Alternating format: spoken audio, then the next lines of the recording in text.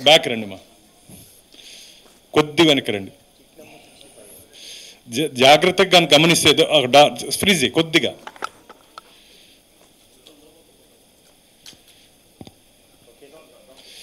Yes yes yes కొద్దిగా. ఆ dollars దాదాపు ఒక్కొక్క డినామినేషన్ డాలర్ వచ్చి $100 ఒక్కొక్క నోటు. ఒక బండిల్ ఆఫ్ నోట్స్ని వారు ఆ రోజు పరకామణి నుంచి తీసుకుంటూ CCTV ఫుటేజ్లో దాన్ని గుర్తించడం జరిగింది. గుర్తించిన తర్వాత వారిని చెక్ చేసే ప్రక్రియ. Next video.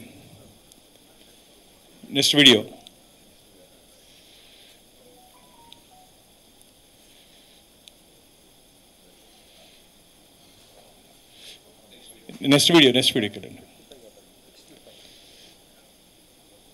వీడియో 4.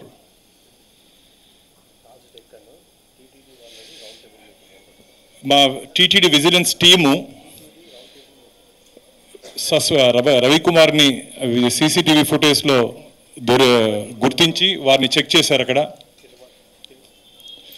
చెక్ చేసినటువంటి సందర్భంలో వారి దగ్గర నుంచి దొంగలించబడ్డ డాలర్స్ని ఐడెంటిఫై చేయడం జరిగింది. వీరంతా vigilance team, TTD vigilance team. వీరు వచ్చి DSP ర్యాంకు, మిగతా అంతా CASI ర్యాంక్ అధికారులు అక్కడ ఉన్నారు. ఇదైన తర్వాత దీని మీద ఒక విజిలెన్స్ రిపోర్ట్ రాయడం జరిగింది. మిత్రులారా, రిపోర్ట్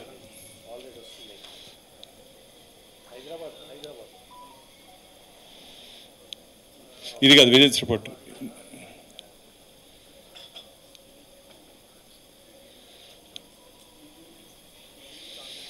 ఆ విజిలెన్స్ రిపోర్ట్లో ఏం రాశారంటే, టీటీడీ విజిలెన్స్ ఆఫీసర్లు మాకు పోలీస్ అధికారుల నుంచి తీవ్ర ఒత్తిడి వచ్చిన కారణంగా ఈ కేసుని మేము లోక్ అదాలత్లో రాజీ అవుతున్నామని చెప్పి ఆ విజిలెన్స్ రిపోర్ట్లో చెప్పడం జరిగింది. అంటే పూర్తిగా ప్రొసీజర్ ల్యాబ్స్. తిరుమల తిరుపతి దేవస్థానాల్లో ఏం చేయకూడదో అలాంటి పనులన్నీ ఆ రోజు జరగడం జరిగింది. కాబట్టి వీటన్నిటి మీద ఈరోజు స్వామివారి పవిత్రతను కాపాడాలని ఒక ముఖ్య ఉద్దేశంతో ఈరోజు దేశంలో ఉన్నటువంటి ప్రముఖులు దీని మీద ఏ విధంగా తప్పు జరిగింది, ఎక్కడ తప్పు జరిగిందో దాని గురించి మాట్లాడేదానికి ఈరోజు హైదరాబాద్కి రావడం జరిగింది. నేను ధర్మకర్తల మండలి సభ్యుడిగా వారందరికీ శిరస్సు ఉంచి నమస్కారాలు తెలియజేసుకుంటాను. ఎందుకంటే ఎక్కడైనా ఏదైనా తప్పు జరిగితే ఇంతమంది మేధావులు ఉన్నారు, స్వామివారి ఆస్తులు పరిరక్షించేదానికి, స్వామివారి దగ్గర ఏదైనా అన్యాయం జరిగితే ప్రశ్నించేదానికి ఇంతమంది పెద్దలు మేధావులు ఉన్నారని ఒక సందేశాన్ని భక్తుల్లోకి తీసుకొని వెళ్ళాలని ఒక మంచి ఉద్దేశంతోనే ఈ సమావేశం నిర్వహించుకుంటున్నాం. ఇప్పుడు ఈ సమావేశానికి విచ్చేటువంటి ఆహ్వానితుల్ని, పెద్దల్ని, మిత్రులు హరి ఇన్వైట్ చేస్తే దాంట్లో ఉన్నటువంటి అంశాలని పెద్దలు వివరిస్తారు. నెక్స్ట్ ఫేజ్లో మీకు దీంట్లో అన్నీ ఉన్నాయి. వారన్నీ మీకు ఎవిడెన్స్ అన్నీ ఎక్కడెక్కడ ఏం జరిగిందో పెద్దలు మీకు వివరిస్తారు. లైట్స్ ఆన్ చేయరా.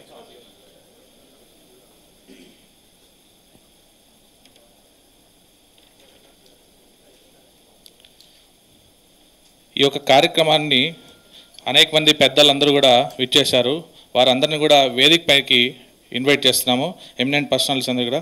జస్టిస్ ఎల్ నరసింహారెడ్డి గారు, వారు former chief justice of high court Patna, వారిని వేదిక పైకి విచ్చేయాల్సిందిగా కోరుచున్నాము. అదేవిధంగా శ్రీ ఎల్వి సుబ్రహ్మణ్యం గారు, రిటైర్డ్ IAS అధికారి, వారు ఫార్మర్ చీఫ్ సెక్రటరీ ఆంధ్రప్రదేశ్ మరియు ఫార్మర్ ఎగ్జిక్యూటివ్ ఆఫీసర్ TTD, వారిని కూడా వేదిక పైకి రావాల్సిందిగా కోరుతున్నాం. శ్రీమతి Ranjana Kumar garu, former vigilance commissioner, central vigilance commission, government of India, వారిని కూడా వేదికపైకి రావాల్సిందిగా కోరుతున్నాం. శ్రీ JD లక్ష్మీనారాయణ గారు, వారు ఇచ్చేస్తారు మరొక కొంచెంసేపట్లో, IPS అధికారి, ఫార్మర్ జాయింట్ డైరెక్టర్ CBI, వారిని కూడా వేదికపైకి రావాల్సిందిగా కోరుతున్నాం. తాళపాక K రాఘవన్ గారు, BABL, వారు 12వ అన్నమాచార్య తాళపాక అన్నమాచార్య వంశస్థులు. అదేవిధంగా వారిని కూడా వేదికపైకి, అడ్వకేట్, సీనియర్ అడ్వకేట్, వారిని కూడా వేదికపైకి రావాల్సిందిగా కోరుతున్నాం. శ్రీ చిలుకూరి రంగరాజన్ గారు, వారు ప్రధాన అర్చకులు, చిలుకూరు బాలాజీ టెంపుల్, హైదరాబాద్, వారిని కూడా వేదికపైకి రావాల్సిందిగా కోరుతున్నాం. శ్రీ తనికెళ్ళ సత్య రవికుమార్ గారు, వారు విహెచ్పి భాగ్యనగర్ ఆంధ్ర తెలంగాణ క్షేత్ర కార్యదర్శి, వారిని కూడా వేదికపైకి రావాల్సిందే కోరుచున్నాం. ప్రాజెక్ట్ బంద్ కరనా. అదేవిధంగా శ్రీ ఎన్ రామచంద్రరావు గారు సీనియర్ అడ్వకేట్, వారు ఆల్రెడీ వచ్చారు, వారు కూడా వేదికపైకి వారు అడ్వకేట్గా వారు కూడా ఇచ్చేస్తారు. అదేవిధంగా ఫార్మర్ బార్ కౌన్సిల్ మెంబర్ మనందరికీ తెలిసింది. అదేవిధంగా శ్రీ వల్లిపర్తి దుర్గా ప్రసాద్ రాజు గారు, వారు విహెచ్పి ట్రెజరర్ ఆంధ్రప్రదేశ్, వారిని కూడా వేదికపైకి రావాల్సింది కోరుతున్నాం. అదేవిధంగా మనందరికీ తెలుసు ఈ నాటి కార్యక్రమానికి అదేవిధంగా ఈ యొక్క సంబంధించిన అంశాలు అదేవిధంగా నిరంతరం పోరాడుతున్న వ్యక్తి శ్రీ భానుప్రకాష్ రెడ్డి గారు, టీటీడీ బోర్డు సభ్యులు, వారిని కూడా వేదికపైకి రావాల్సింది కోరుతున్నాం. ఈ యొక్క కార్యక్రమాన్ని అన్నీ కూడా మన శ్రీ ఎల్వి సుబ్రహ్మణ్యం గారు వారికి ఈ యొక్క కార్యక్రమానికి అప్పచెప్తున్నాం, వారు కొనసాగించవలసిందిగా కోరుచున్నాం.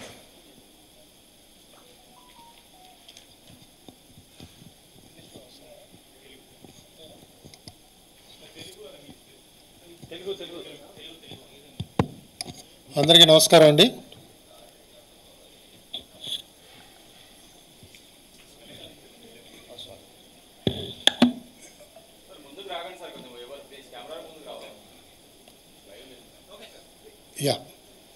తిరుమల తిరుపతి దేవస్థానంలో మనం చూస్తుంటాం, అనేక మంది భక్తులు దేశం నుంచి విదేశాల నుంచి విశేషమైన స్వామివారి మీద ఉన్న భక్తితో వాళ్ళందరూ వచ్చి కానుకలు సమర్పిస్తుంటారు. ఈ కానుకలు ఏ విధంగా టీటీడీ స్వీకరించాలి, దానికి పాటించవలసిన పద్ధతి ఏమిటి అన్నది కూడా ఒకటి ఏర్పాటై ఉన్నది. పరకామణి అని అనగానే శ్రీవారికి అర్పిద్దాం అనుకున్న కానుకలన్నీ కూడా భక్తులు హుండీలో వేస్తారు.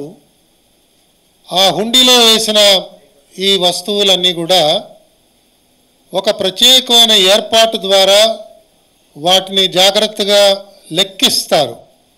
అంటే నోట్లు ఎన్ని వచ్చాయి, బంగారం వస్తే బంగారం ముందు సపరేట్గా పెడతారు, దాని తర్వాత మళ్ళా వాల్యుయేషన్ చేస్తారు, అవన్నీ కూడా రికార్డ్స్లో దాన్ని పొందుపరుస్తారు. పరకామణికి చూడటానికి ఎవరు వెళ్ళినా కూడా, ఉదాహరణకి నేను అక్కడ ఎగ్జిక్యూటివ్ ఆఫీసర్గా పనిచేసినప్పుడు కూడా ఎవరు పరకామణిలోకి వెళుతున్నా కూడా మా శరీరానికి ఉన్న వస్తువులన్నీ కూడా మేము బయట పెట్టుకుని లోపలికి వెళ్ళాలి. సో నేను ఒకవేళ ఈ వాచ్ ధరించి లోపలికి వెళ్ళిపోతే ఈ వాచ్ను కూడా నేను మళ్ళీ హుండీలో అక్కడ వేసేయాలి. అంటే ఏ వస్తువుతో కూడా బయటికి రావడానికి లేదు, అంత స్ట్రిక్ట్గా దాన్ని అమలు చేసేవారు. అనాదిగా పరకామణిలో వస్తున్న కానుకలు అంటే నోట్లు కానీ నాణాలు కానీ ఈ చూసే బాధ్యత తిరుమల తిరుపతి దేవస్థానం సిబ్బంది మాత్రమే చేస్తూ ఉండేవారు.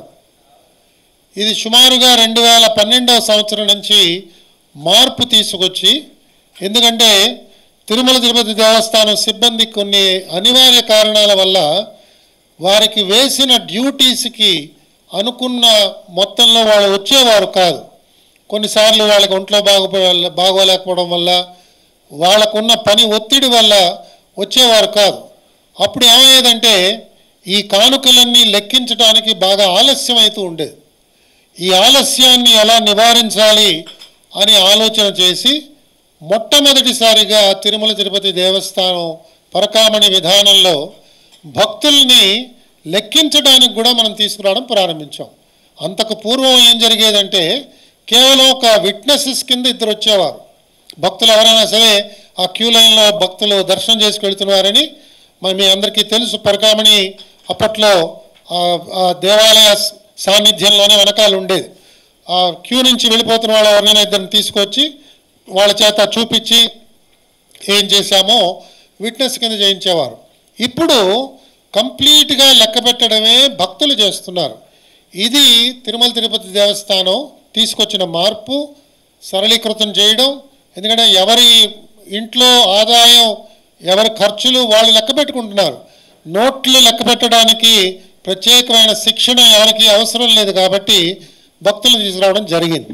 దీనివల్ల జరిగిన లాభం ఏమిటంటే మనకి మురిగిపోకుండా ఎప్పటికప్పుడు కానుకలను లెక్కపెట్టే ఒక ప్రక్రియ ప్రారంభమై మనకి దానివల్ల కొంత వేగవంతం అయింది. ఇది ఇలా ఉండగా తిరుమల తిరుపతి దేవస్థానంలో జరిగిన ఈ సంఘటన మనందరికీ తెలుసు. రికార్డు నాకు నిన్న రాత్రే పంపించారు. 29వ తారీఖు నాడు ఏప్రిల్ 2023 రవికుమార్ అనే ఒక క్లర్కు ఎవరైతే పెద్ద జియంగార్ వ్యవస్థ తిరుమల తిరుపతి దేవస్థానంలో భగవద్ రామానుజాచార్యులు గారు అన్ని రకాల సేవలకి, పూజలకి, ఉత్సవాలకి, దైనందిన భగవంతుడికి ఇవ్వవలసిన సేవకి కూడా ఏ పద్ధతి పాటించాలి అన్నది భగవద్ రామానుజులు దానికి ఆల్రెడీ నిర్దేశించారు. ఆ నిర్దేశించినది పాటిస్తున్నారా లేదా ఎప్పటికప్పుడు పర్యవేక్షణ చేయడానికి పెద్ద జియంగార్, చిన్న జియంగార్ అని ఇద్దరు కూడా తిరుమలలో మనకి కనిపిస్తూ ఉంటారు. దండాలు పట్టుకుని తిరుగుతూ ఉంటారు, మనం చాలాసార్లు చూసి ఉంటాం. వాళ్ళ కార్యాలయం నుంచి ఒక సిబ్బంది ఈ పరకామణి డ్యూటీకి ఎప్పటికప్పుడు వచ్చి ఆయన చూస్తుంటాడు ఎలా చేస్తున్నారు. ఆ చూడటానికి, పర్యవేక్షణ చేయడానికి వచ్చిన రవికుమార్ అనే వ్యక్తి దురదృష్టవశాత్తు ఆ రోజు ఆ స్వామివారికి ఇచ్చిన కానుకల్ని తస్కరించడానికి ప్రయత్నం చేసినప్పుడు కెమెరాలో దాన్ని చిత్రీకరించారు, దాన్ని పట్టుకోవడం జరిగింది. అది ఇందాక మనకి భానుగారు చూపించారు. ఆ పట్టుకున్న తర్వాత కొన్ని అనూహ్యమైన మార్పులు వచ్చాయి. ఇవి పూర్తిగా ఇంకా నాకైతే అవగాహన రాలేదు, కొంతవరకు చదివాను. కానీ చదివిన దాంట్లో మాకు అనిపిస్తున్నది చాలా వెలితి ఉన్నది. టీటీడీ ఏర్పాటు చేసుకున్న పద్ధతులనే టీటీడీ వాళ్ళు అమలు చేయటం లేదు. అసలు ఆ పద్ధతుల్లో ఇంకా ఏమైనా లోపాలు ఉన్నాయా, విజిలెన్స్ పరంగా దాన్ని ఇంకా ఏమైనా తీర్చిదిద్దవలసిన అవసరం ఉన్నదా, ఇది ఒక కోణంలో చూడాలి. బహుశా లక్ష్మీనారాయణ గారు రాగానే దాని గురించి ప్రస్తావన చేద్దాం. ఇవాళ మనకు అర్థమవుతున్నది ఏమిటంటే రవికుమారు తను దొంగలించి ఆ రోజు ఒప్పుకున్న $900 లెక్క, అంటే సుమారుగా 72,000 రూపాయలు పోయినట్టుగా, తను తస్కరించినట్టుగా ఒప్పుకున్న సందర్భంలో ఇతను 19వ మే, నేను మధ్యలో చార్ట్ షీట్ ఇవన్నీ చెప్పట్లేదు ఎందుకంటే ఆ డీటెయిల్స్ అన్నీ మనకు కావాలంటే తర్వాత మాట్లాడుకుందాం. ఇతను 19th మేకి ఒక ప్రతిపాదన ఏం చేస్తాడంటే, నేను టీటీడీకి నాకున్న 7 ఆస్తుల్ని నేను దానం చేద్దాం అనుకుంటున్నాను అంటాడు. ఈ 7 ఆస్తుల విలువ అతను దొంగిలించిన దానికంటే చాలా ఎక్కువ. మనకి పాక్షికంగా అర్థమవుతుంది ఏంటంటే కొన్ని కోట్లు విలువ చేసే ఫ్లాట్స్ ఇతను తీసుకొచ్చి టీటీడీకి నేను దానం చేద్దాం అనుకుంటున్నానండి అంటాడు. అతను దానం చేస్తాను అన్నప్పుడు దీన్ని బోర్డుకి ఈ సబ్జెక్ట్ తీసుకెళ్లారు. బోర్డుకి ఎందుకు తీసుకెళ్లవలసి వచ్చిందంటే టీటీడీ ఏర్పాటు చేసుకున్న నిబంధన ఏమిటంటే ఎవరైనా స్థిరాస్తులు స్వామివారికి ఇద్దామని చెప్పి కోరుకున్నప్పుడు ఆ స్థిరాస్తుల యొక్క జాబితా పేపర్లో పబ్లిష్ చేసి ఆ ఆస్తుల మీద ఎవరికైనా ఆక్షేపణలు ఉంటే అది నమోదు చేసుకోవాల్సిందిగా టీటీడీ ముందు వెరిఫై చేసుకుంటుంది.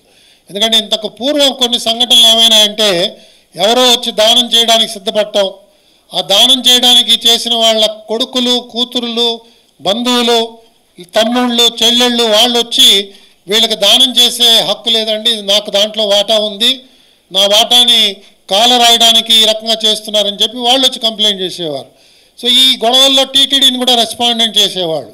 సో ఇలాంటి సమస్యలు రాకుండా టీటీడీ ఏం చేసిందంటే ఎవరు స్థిరాస్తులు డొనేట్ చేద్దాం అనుకుంటున్నా కూడా దాన్ని పత్రికా ప్రకటన జారీ చేయాలి. సో టీటీడీ వారు ఏం చేశారంటే బోర్డుకి ఒక ప్రతిపాదన తీసుకెళ్ళి ఇతను ఆస్తులు డొనేట్ చేద్దాం అనుకుంటున్నాడు, ఈ ఆస్తులు డొనేట్ చేసే వ్యక్తి యొక్క ఉద్దేశ్యాలని పత్రికాముఖంగా చేయాలి కాబట్టి కాలాతీతం అయిపోతుంది, సమయం లేదు కాబట్టి సమయాభావం వల్ల దీనికి ఎగ్జంప్షన్ అడుగుతూ బోర్డుకి తీర్మానం పెట్టారు. బోర్డులో తీర్మానం ఒప్పుకున్నారు. దాంట్లో తీర్మానంలో కానీ లేదా అజెండా నోట్స్లో కానీ నాకు కనిపించినంత వరకు కూడా అంత త్వరితగతిన దీన్ని చేయవలసిన అవసరం ఏమిటో అందులో ఎక్కడ రాయలేదు. రవికుమారు నేను ఆస్తులు ఇవ్వకపోతే నాకు ఏదో వేరే ఇబ్బంది ఉందండి లేదా ఇంకోటి ఏదో ఉన్నది కానీ అలాంటి కారణాలు నేను చెప్పలా. అతను ఇవ్వడానికి సిద్ధమవుతున్నట్టుగా ఆయన వాళ్ళ భార్య ముందుకొచ్చారు. దాని విలువేదో లెక్క కట్టారు. బోర్డు తీర్మానంలో దీనికి ఎగ్జంప్షన్ అడిగారు, ఎగ్జంప్షన్కి ఆమోదం ఇచ్చారు. ఆమోదం ఇచ్చినట్టుగా మినిట్స్కి ఆనాటి చైర్మన్ సుబ్బారెడ్డి గారి సంతకం కూడా మనకు కనిపిస్తున్నది, సైన్డ్ బై సుబ్బారెడ్డి. ఇంకొక పక్షాన ఏమైందంటే ఇది రిజిస్ట్రేషన్ కూడా జరిగిపోయింది టీటీడీకి. తర్వాత రెవెన్యూ సెల్ అని చెప్పి మనకి టీటీడీలో ఒకటి ఉంటుంది. వీళ్ళు టీటీడీ ఆస్తులన్నీ కూడా జాగ్రత్తగా ఎప్పటికప్పుడు పరిరక్షణ చేస్తూ ఉంటారు. వాళ్ళు ఇచ్చిన ప్రొసీడింగ్స్లో వాళ్ళేం రాశారు, 14 ప్రాపర్టీస్ రవికుమార్ ఇస్తున్నాడని రాశారు. మరి ఒక పక్కన 7 ప్రాపర్టీలు వస్తున్నాయి, ఆ ప్రొసీడింగ్స్లోనేమో సబ్జెక్ట్లో 13 అని ఉన్నాయి, అందులో రాసిన లిస్టులోనేమో 14 నేను లెక్క పెట్టగలుగుతున్నాను. సో దీంట్లో చాలా చాలా వ్యత్యాసాలు కనిపిస్తున్నాయి. అంటే టీటీడీ సిబ్బంది కావచ్చు, దాని నిర్వహణ చేసిన వారు కావచ్చు, అశ్రద్ధతో దీన్ని చేసినట్టుగా కనిపిస్తున్నది. ఇవాళ ఆ 14 ప్రాపర్టీస్ విలువ వాళ్ళు రాసిన రెవెన్యూ ప్రొసీడింగ్స్లో 40 కోట్ల కింద వాళ్ళు రాసుకున్నారు. అంటే ఆ ముద్దాయి చేసిన దొంగతనం వాళ్ళు చెప్పిన దాని ప్రకారం లెక్క ప్రకారం 72,000, అతను వసూలు స్వామివారికి సమర్పించుకుంటున్న ఆస్తుల జాబితాలు 40 కోట్లు, 14 crores, మార్కెట్ వాల్యూ 40 అని చెప్తున్నాడు, 14 crores. సో ఈ విధంగా మనకి చాలా చాలా అంతరం కనిపిస్తున్నది. ఎందుకింత అతను దానం చేయడానికి వచ్చాడు? అతను ప్రభుత్వ అధికారి కాదు, అతను కేవలం మఠాన్ని నుంచి వచ్చిన రిప్రజెంటేటివ్ కాబట్టి అతనికి కాండక్ట్ రూల్స్ ఉండవు. అతను అనుమతి తీసుకుని ఇవన్నీ సంపాదించాడా లేదా ఇవన్నీ కూడా మనం లేవనెత్తడం సమంజసంగా లేదు. కానీ అతను చేస్తున్న ఒక తప్పుకి పర్యవసానం అతను అనుభవిస్తున్నది ఈ లెక్కగా ఉంది. ఈ మధ్యలో చాలా వింతగా వీళ్ళు ఛార్జ్షీట్ ఫైల్ చేయడం, సివిల్ పోలీసు అదేమో మెజిస్ట్రేట్ గారి కోర్టులో దాన్ని ఛార్జ్ చేయడం.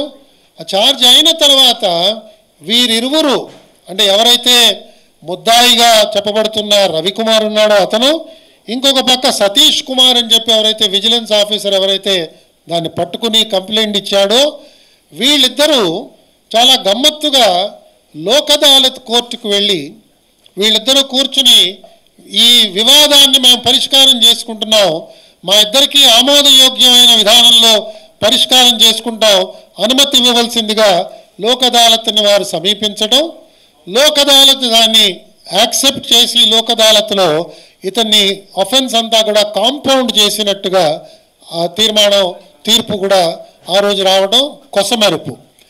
ఈ సంఘటన అంతా కూడా చూసిన తర్వాత వార్తాపత్రికలో ఈ మధ్యకాలంలోనే ప్రత్యేకంగా ఇవాళ వచ్చిన ప్రభుత్వం, ఆంధ్రప్రదేశ్ ప్రభుత్వం దీన్ని కొంత చొరవ తీసుకోవడం వల్ల ప్రత్యేకంగా ధర్మకర్తల మండలి సభ్యుడైన భానుప్రకాష్ గారు దీని గురించి యాక్షన్ తీసుకున్న తర్వాత ఈ విషయాలకి కొంచెం మీడియాలో రావడం, మేమందరం కూడా ఈ కాగితాలు చదివిన తర్వాత మేమందరం కూడా నిర్ఘాంతపోయాం. స్వామివారి యొక్క ఆస్తులు పరిరక్షించవలసిన సంస్థ ఇంత నిర్లక్ష్య వైఖరితో ఉండడం అన్నది ఇది ఏమాత్రం సమంజసంగా లేదు. తిరుమల తిరుపతి దేవస్థానంలో ఉన్న ఆఫీసర్స్ అందరూ కూడా ఎంతో చక్కగా జాగ్రత్తగా వ్యవహరిస్తే తప్ప ఆ స్వామివారి ఆస్తులు కాపాడటం చాలా దుర్లభం అవుతుంది. ఎవరికి తోచిన విధంగా వాళ్ళు వచ్చి ఆదేశాలు ఇచ్చి కింద స్థాయి మనకి ఇవాళ ఉదాహరణకి ఆ లోకదాల అతను ఇచ్చిన రిపోర్ట్లో ఆఫీసరు విజిలెన్స్ ఆఫీసర్ ఏం చెప్తాడంటే, నా మీద వచ్చిన పోలీసు యొక్క ఒత్తిడి వల్ల నేను దీన్ని ఈ విధంగా రాజీ చేయడానికి సిద్ధపడ్డాను అంటాడు. ఇవన్నీ కూడా చాలా అనూహ్యంగా ఉన్నాయి. ఒక ధార్మిక సంస్థలో జరగవలసిన ప్రక్రియలాగా మాకు అనిపించట్లేదు. అందుకని మేము అందరం కూడా ఇవాళ మా నిరసన అలాగే ప్రభుత్వానికి మేము ప్రభుత్వం నుంచి ఆశిస్తున్న చర్యల గురించి కూడా మాట్లాడడానికి మేము ముందుకు రావడం జరిగింది. ఇప్పుడు పెద్దలు జస్టిస్ నరసింహారెడ్డి గారిని వారి భావాలు చెప్పవలసిందిగా నేను కోరుతున్నాను. ధన్యవాదాలండి.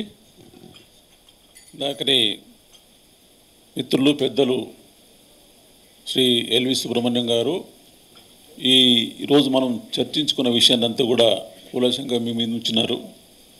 ఇది చాలా విచారించదగ్గ విషయం, చాలా బాధాకరమైంది. ప్రపంచంలోనే ఒక అత్యంత ఆదరణమైన తిరుమల తిరుపతి దేవస్థానంలో ఇలాంటి సంఘటన చోటు చేసుకోవడం అన్నది మనందరికీ బాధాకర విషయం. ఎంతోమంది భక్తులు సరే ధనవంతులు అంటే వారికి తోచినంత పెద్ద ధనాన్ని దాన్ని వాళ్ళు హుండీలో వేయడం అదంతా జరుగుతుంది.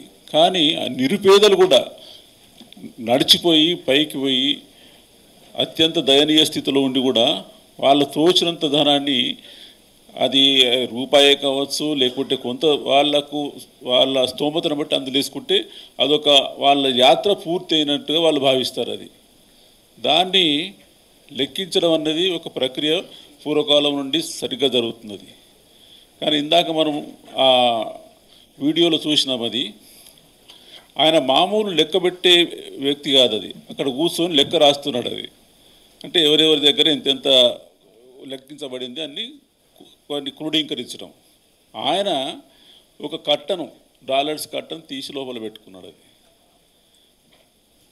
అది ఆ డాలర్ల కట్ట ఆయన దగ్గరికి ఎట్లొచ్చింది?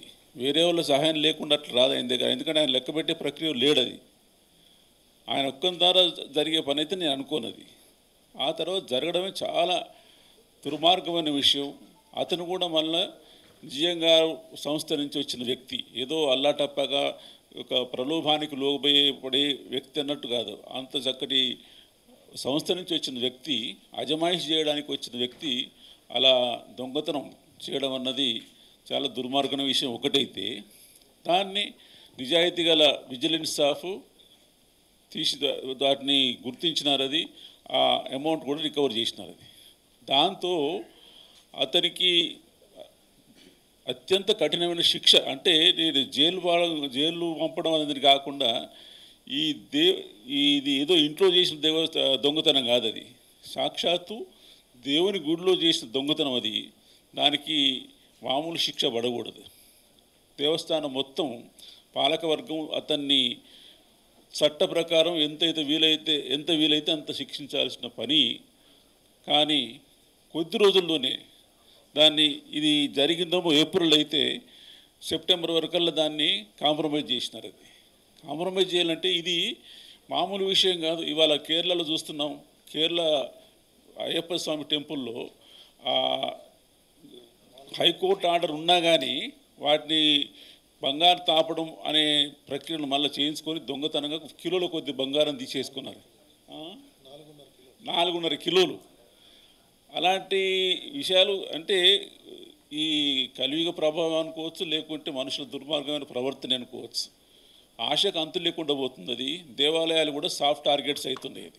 అయితే నేను ఇక్కడ చెప్పవలసిన ఒకటి, దేవస్థానంలో ఇది అత్యంత హీనాతిహీనమైన క్రియ జరిగినప్పుడు మొత్తం పాలకవర్గమే దాన్ని తీసుకొని దాన్ని వాళ్ళ దృష్టికి వాళ్ళు తమ ఆధీనంలో తీసుకొని ఏం చేయాలో, 2 ఇతన్ని ఏ రకంగా శిక్షించాలి, 1 ఇలాంటి సంఘటనలు జరగకుండా ముందు ఎంత జాగ్రత్త పడాలా.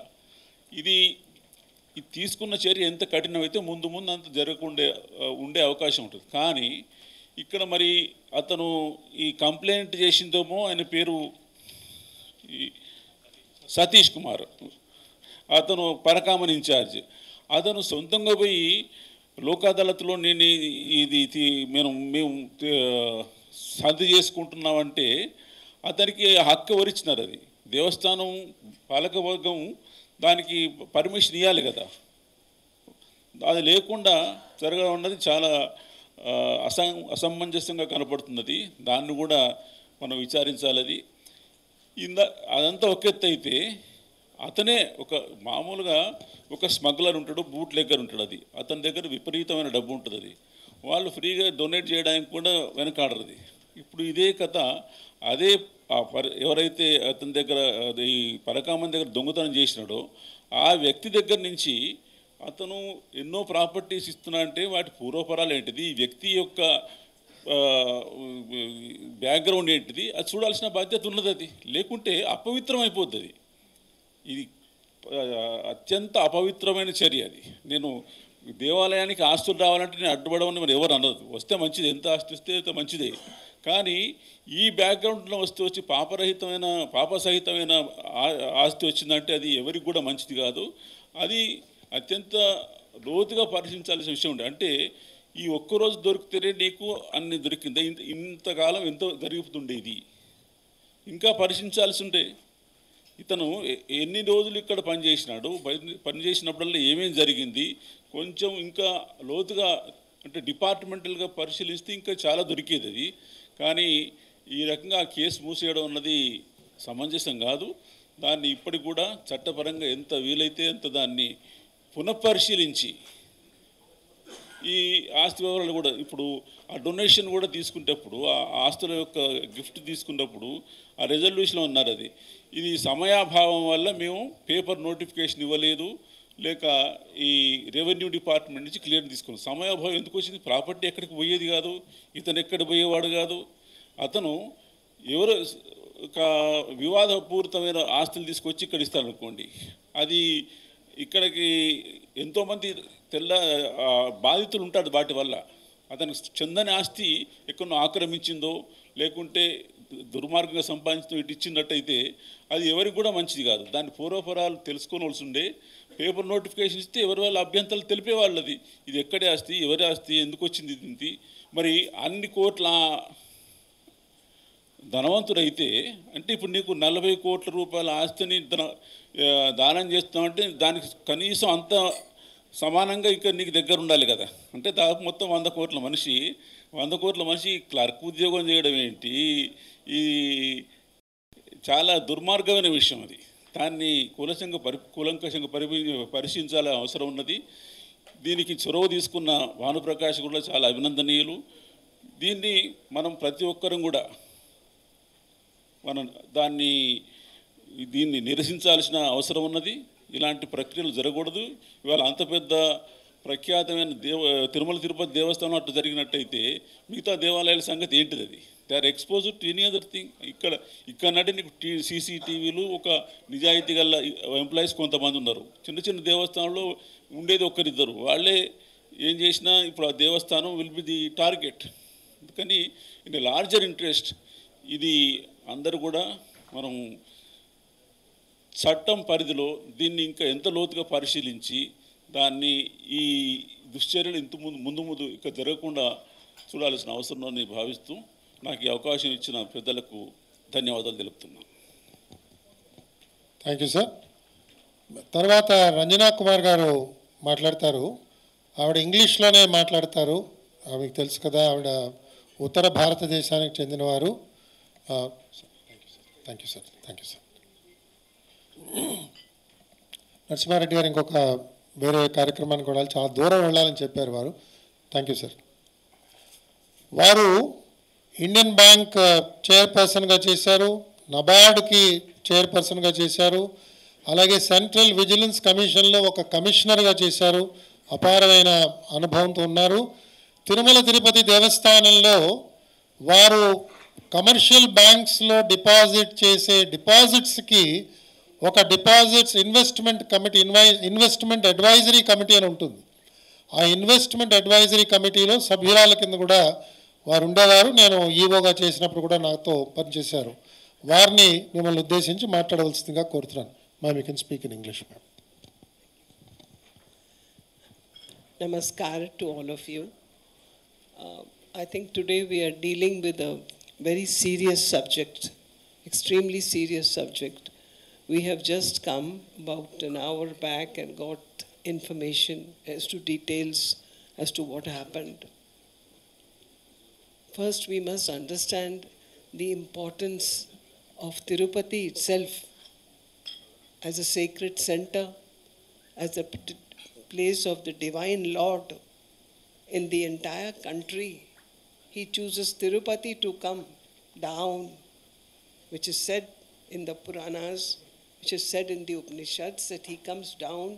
Lord Vishnu himself with his consort comes 5,000 years ago, and I'm sure it's much more than that. As small children we were hearing 5,000, now it must be, God. So this is a place, a totally divine place, a place which augurs so much faith from all over the world, not just India, not just this place. Let us understand the value and what of this place and what has happened, it is a matter of great concern. Issue is not what the wrong has been done. Issue is the facts must come out. That is very important. What has happened has happened. But how will you see to it? How will the authorities see to it that such a thing does not happen again? Hundi counting is a basic activity in Tirupati. Whatever day you go, whichever part of the year you go, whichever month you go, hundi counting is going on. It's almost like a 24/7 activity going on. So, are we having tight systems there of monitoring? Are we having tight systems? So how are you selecting people who are coming to count the money? Are you having the same people coming every time? Are you changing people? Are you reviewing the situation? Is there a system in place to review the entire working of the hundi? Of course, you have CCTV cameras, we know. That is right. The CCTV cameras are there. I think it's important and it has to be reviewed by senior people from time to time because it's your source of income. A hard-earned person's money comes there. $900 is just one case which has come. Can the authorities say that this is the one and only case? How many could have got uncaught? What is the distance between one person and the other person counting for the hundi? They are almost sitting together. They are almost touching each other. Is there a rule which says that there should be some minimum distance? I'm talking of a very basic thing. First understand the importance of that activity. It is not merely 20 rupees or 40 rupees. It goes on for lakhs. There are people who are having Balaji as the silent partner in his business and they put all the black money there. In huge amounts comes out of the hundi. That is one thing. The other point which comes up is that the entire systems, according to me, I still need to understand it properly. I still need time. But I feel the systems need to be strengthened. The systems need to be reviewed. And that is a very important thing for any organization to do. And an organization like Balaji Tirupati Temple, all the more, that your systems which have been made, let us find out, when was this system made? Any progressive organization will review the systems to make it more sharper. Every problem which has happened, now this problem happened 2 years back. It happened in 23. Have they made any effort to improve the system? Was there any meeting at the higher level to see which are the systems which appear to be weak and they need to be strengthened, they need to be changed, they need to be altered? Something like that has to happen. Okay, the vigilance person saw the action being done. He saw, he took the money and he put it behind. The vigilance person saw he was sharp, he did his job. He immediately reported and he reported to the police. The police is there, Tirupati, the police was reported. Vigilance person's work is done. He has reported to police. Now what has police done after that? What were they expected to do? Did the vigilance person also, did this go to the EO or not at that time? EO is the most important person. EO is the most important person for any temple also. Take any temple in Hyderabad which is run by the endowments department. EO is like the commissioner there. He has those powers, he has the authority, and he has. Was it reported to the EO or not? Because as per papers submitted, the EO writes his note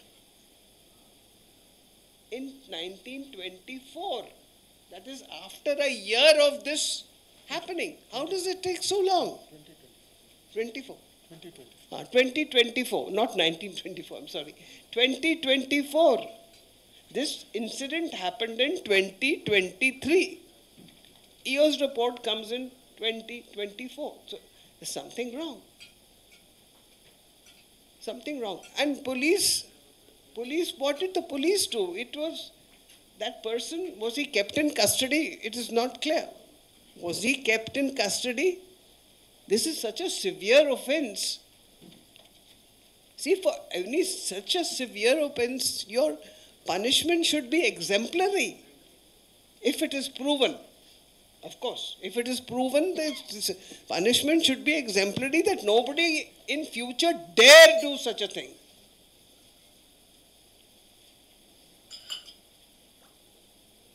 And this matter it's going to take time. We need more information. This report which has come is a little sketchy. There are a lot of areas, loose ends as we call them, which are not clear at all. We need more information. But we are happy that the report has come out. At least people will have the knowledge. Otherwise, whether you bring it out or not, people will come to know. You know how it happens in India. People are very smart. People will come to know. But that is even worse. That's even worse, that you are not coming out with facts of the case. Who is involved? I mean, look at the impression you are giving. Are we understanding the larger picture of it or not? It's not merely this thing happened, this happened, this happened. See, the implication is so far and wide. Therefore, we need to study this properly. We need to have a proper committee. You can have a retired judge if you want. Yes, but along with it, don't keep only retired people. You must keep some people who are rare in service right now from the CVC or from the CBI or from the department itself, old EOs, earlier EOs who have worked there. This needs to be taken with a lot of seriousness, I feel. It needs much more seriousness. It needs to be, time has to be, each point has to be, each gap has to be filled up. And I think at that only then we'll be able to rest in peace. It will take time. We are not expecting wonders. I'm sure Tirupati, there's a lot of work there. I have worked there. I have worked with Mr. Balaji as the FACAO. Everything was very clear, very well maintained. Accounts are very well maintained. Let me be very honest with you. The things were running in a proper systematic manner. For any meeting, we used to have proper agenda. We would discuss each point. If there's any difference of opinion in the committee, we were 3 people in the committee, that would be noted, would be minuted. So it's not that, this is giving a wrong impression of the working of Tirupati. Unless and until we bring out all the facts once for all, and we request the media to please bear with us. Don't be in a hurry to put up things, say that we're looking into it. We don't want to make a big issue out of it. But we are expressing concern. What we say, we should have this committee should be given a time frame, but more important, should be given all the information from the departments concerned, and wherever the errors have happened, they have to be taken very seriously. Wherever you feel that you need to modify a policy, you need to change a policy, you should do that. And I think give them some time, 6 months' time, and then they should come back. There should also be a comeback from Tirupati, that how they will ensure that such a situation does not reoccur, that nobody has the guts to touch the Lord's money. Thank you. Thank you ma'am. ఇప్పుడు రామచంద్రరావు గారు మాట్లాడతారు, Telangana BJP రాష్ట్ర అధ్యక్షులు. కానీ ప్రత్యేకంగా వారిని వాళ్ళ ఒక సీనియర్ క్రిమినల్ అడ్వకేట్గా, ఆ లాస్ అన్ని పరిశీలన చేసిన వ్యక్తిగా వారిని స్పందించవలసిందిగా నేను కోరుతున్నాను. ధన్యవాదాలు సుబ్రహ్మణ్య గారు. ఈరోజు మనము ఇక్కడ అందరూ కూర్చొని తిరుమల తిరుపతి దేవస్థానంలో జరిగినటువంటి ఒక లెక్కల ఏదైతే మనం పెడతామో అటువంటి దానిలో గత అనేక సంవత్సరాలుగా జరుగుతున్నటువంటి ఒక వ్యక్తి కానీ కొంతమంది కానీ ఈ సైఫనింగ్ ఆఫ్ చేసినటువంటి కౌంటింగ్లో చేసిన తర్వాత పట్టుబడిన తర్వాత కేసు పెట్టిన తర్వాత దాన్ని ఏదో రికవరీ చేసిన తర్వాత కేసు క్లోజ్ చేయటము అటువంటి కూడా జరగడం జరిగింది. సామాన్యంగా చట్టాలు ఏంటంటే ఇప్పుడు ఒక వ్యక్తి ఏదైనా తప్పు చేస్తే ఆ తప్పుకు పరిహారంగా ఇది ఇచ్చేసరి that is not absolve his crime remains. కానీ ఏదో కేసు క్లోజ్ అయినంత మాత్రాన అతను చేసిన తప్పు అది అబ్జాల్వ్ కాదు. ఇది basic fundamentals of the principles of law. అయితే ఇటువంటి ఒక ఏదైతే జరుగుతున్నాయో తిరుపతి దేవస్థానంలో ఇది ప్రజల ఒక మనోభావాలతో సంబంధించిన విషయం. ఇది కోట్లాది మంది ఆ దైవం మీద నమ్మకం పెట్టుకున్నటువంటి ఒక తిరుమల తిరుపతి దేవస్థానంలో ఇటువంటి జరిగింది అని అంటే ఒక యజమాన్యమే కాదు, కోట్లాది మంది భక్తులు కూడా బాధపడేటటువంటి విషయాన్ని మనం చూడాలి. ఇక్కడ వాళ్ళ మనోభావాన్ని, వాళ్ళ నమ్మకాన్ని, వాళ్ళ ఒక భక్తిని మనం దృష్టిలో పెట్టుకొని దీని మీద చర్య తీసుకోవాల్సిన అవసరం ఉన్నది. నాకు చాలా ఆశ్చర్యం అనిపిస్తుంది. ఏదో 75,000 72,000కు చేసేసి అతని కేసు క్లోజ్ చేస్తే ఆ 14 కోట్ల ఒక డొనేషన్ ఇచ్చాను అని అంటే ఆ 14 కోట్లు ఉన్న 72,000 ఎందుకు దొంగతనం చేస్తున్నారనే అనుమానాలు వస్తుంటాయి. Something more to see in this అని చాలా వరకు మనం ఆలోచించాలి. ఏంటంటే ఇవన్నీ కూడా భక్తుల ఒక నమ్మకాన్ని వాళ్ళు దెబ్బతీస్తూ ఉన్నారు. అది ఏదైనా కానీ తిరుమల తిరుపతి దేవస్థానానికి గత ప్రతి సంవత్సరం భక్తులు పెరుగుతూనే ఉన్నారు. అక్కడ ఆస్తులు పెరుగుతూనే ఉన్నాయి. ప్రజలకు వసతి భక్తులకు వచ్చేటటువంటి వాళ్ళకు అనేక రకాల సౌకర్యాలు కలిగిస్తూనే ఉన్నారు. ప్రజాసేవ కార్యక్రమాలు చేస్తున్నారు, హాస్పిటల్స్ ద్వారా కానీ దాని ద్వారా కానీ. కానీ అటువంటి ఒక ఇన్స్టిట్యూషన్లో, అటువంటి ఒక సంస్థలో ఇటువంటి అన్ని పనులు జరుగుతున్నాయంటే దీన్ని మనం ఆలోచించాల్సిన అవసరం ఉంది. పవిత్రమైనటువంటి స్థలంలో మనం అక్కడ ఈవెన్ చిన్న ప్రాక్టికల్గా చూస్తే కూడా ప్లాస్టిక్ కూడా అక్కడ వాడటానికి వీలేదు. గాజు గ్లాసులు ఇస్తారు. అక్కడ స్మోకింగ్ కూడా అలౌడ్ లేదు, తంబాకు అలౌడ్ లేదు. అంటే పవిత్రంగా మనం పెట్టుకున్నాం. ఆ పవిత్రతలో ఎవరైనా చిన్న సొమ్ము దొంగతనం చేసినా అది ఆ పవిత్రతకే అది మనం చూడాల్సి వస్తుంది. కాబట్టి ఇటువంటి ఒక అపవిత్రమైన సంఘటనలు తిరుమల తిరుపతి దేవస్థానంలో జరగకూడదు అనేది మనందరి ఒక ఆలోచన. కాబట్టి ఇంత చిన్న ఇన్సిడెంట్ కింద చూడొద్దు ఇది. దీని మీద మనం అందరం కూడా ఆలోచించాల్సింది ఏంటంటే ఒక సీరియస్గా రిపోర్ట్ ఏమొచ్చింది ఏంది దాంట్లో నేను పోకుండా దీని మీద ఇంకా విచారణ జరపాలి, ఇంకా విషయాలు బయటికి తవ్వాలి. ఇటువంటి ఎన్ని జరిగినాయి కూడా చేయాలి. మరి ఎప్పుడు వింటుంటే చిన్న చిన్న సంఘటనలు మర్చిపోతూ ఉంటాం. మనం లడ్డూల విషయంలో విన్నాం, దాని విషయంలో విన్నాం, డాలర్ల విషయంలో విన్నాం. ఏది ఉన్నప్పుడు కూడా ఇటువంటి ఒక సంఘటన జరిగినటువంటి దీంట్లో తప్పకుండా మన భక్తులకు ఒక మనోభావాన్ని ఉంది. కాబట్టి ప్రతి ఒక్క భక్తుడికి దీని మీద పూర్తి వివరాలు తెలుసుకునే అధికారం ఉన్నది. కౌంటింగ్లో ఏం జరుగుతున్నది, సీసీ కెమెరాలు ఉన్నా కూడా ఎట్లా జరుగుతున్నది, ఇవన్నీ తర్వాత ఉన్నది. కౌంటింగ్ చేసేవాళ్ళు ఎవరు, వాళ్ళ పుట్టుబడితనాలు ఏమున్నాయి, వాళ్ళ యాంటిజెంట్స్ ఏమున్నాయి, ఇవన్నీ కూడా చూసి పంపించాల్సిన అవసరం ఉన్నది. మోడర్న్ టెక్నాలజీ వచ్చింది కాబట్టి దాన్ని కూడా సాంకేతికమైనటువంటి పరిజ్ఞానం కూడా వాడాల్సిన అవసరం ఉందని చెప్పేసి కూడా నేను భావిస్తూ, మరి యాజమాన్యం టీటీడీ బోర్డు మెంబర్గా ఉన్నటువంటి ఒక మన భాను ప్రకాష్ గారు ఈ యొక్క చొరవ తీసుకొని విషయాన్ని ప్రజలకు తెలవాల్సిందిగా మీ ద్వారా ఈ ప్రయత్నం చేసినందుకు వారికి ప్రత్యేకమైన అభినందనలు తెలుపుతూ ఈ అవకాశం ఇచ్చిన వారికి నా ఒక ధన్యవాదాలు తెలుపుతా ఉన్నాను. థ్యాంక్ యూ రామచంద్రరావు గారు. మనతో పాటు ఇవాళ చిలుకూరు బాలాజీ మందిరాన్ని ఒక ప్రత్యేకమైన పరిస్థితుల్లో వారు ఆధ్వర్యంలో నడిపిస్తూ రంగరాజన్ గారు మనందరికీ కూడా చాలా సుపరిచితుడు. వారి యొక్క భావాలను పంచుకోవాల్సిందిగా నేను కోరుతున్నాను.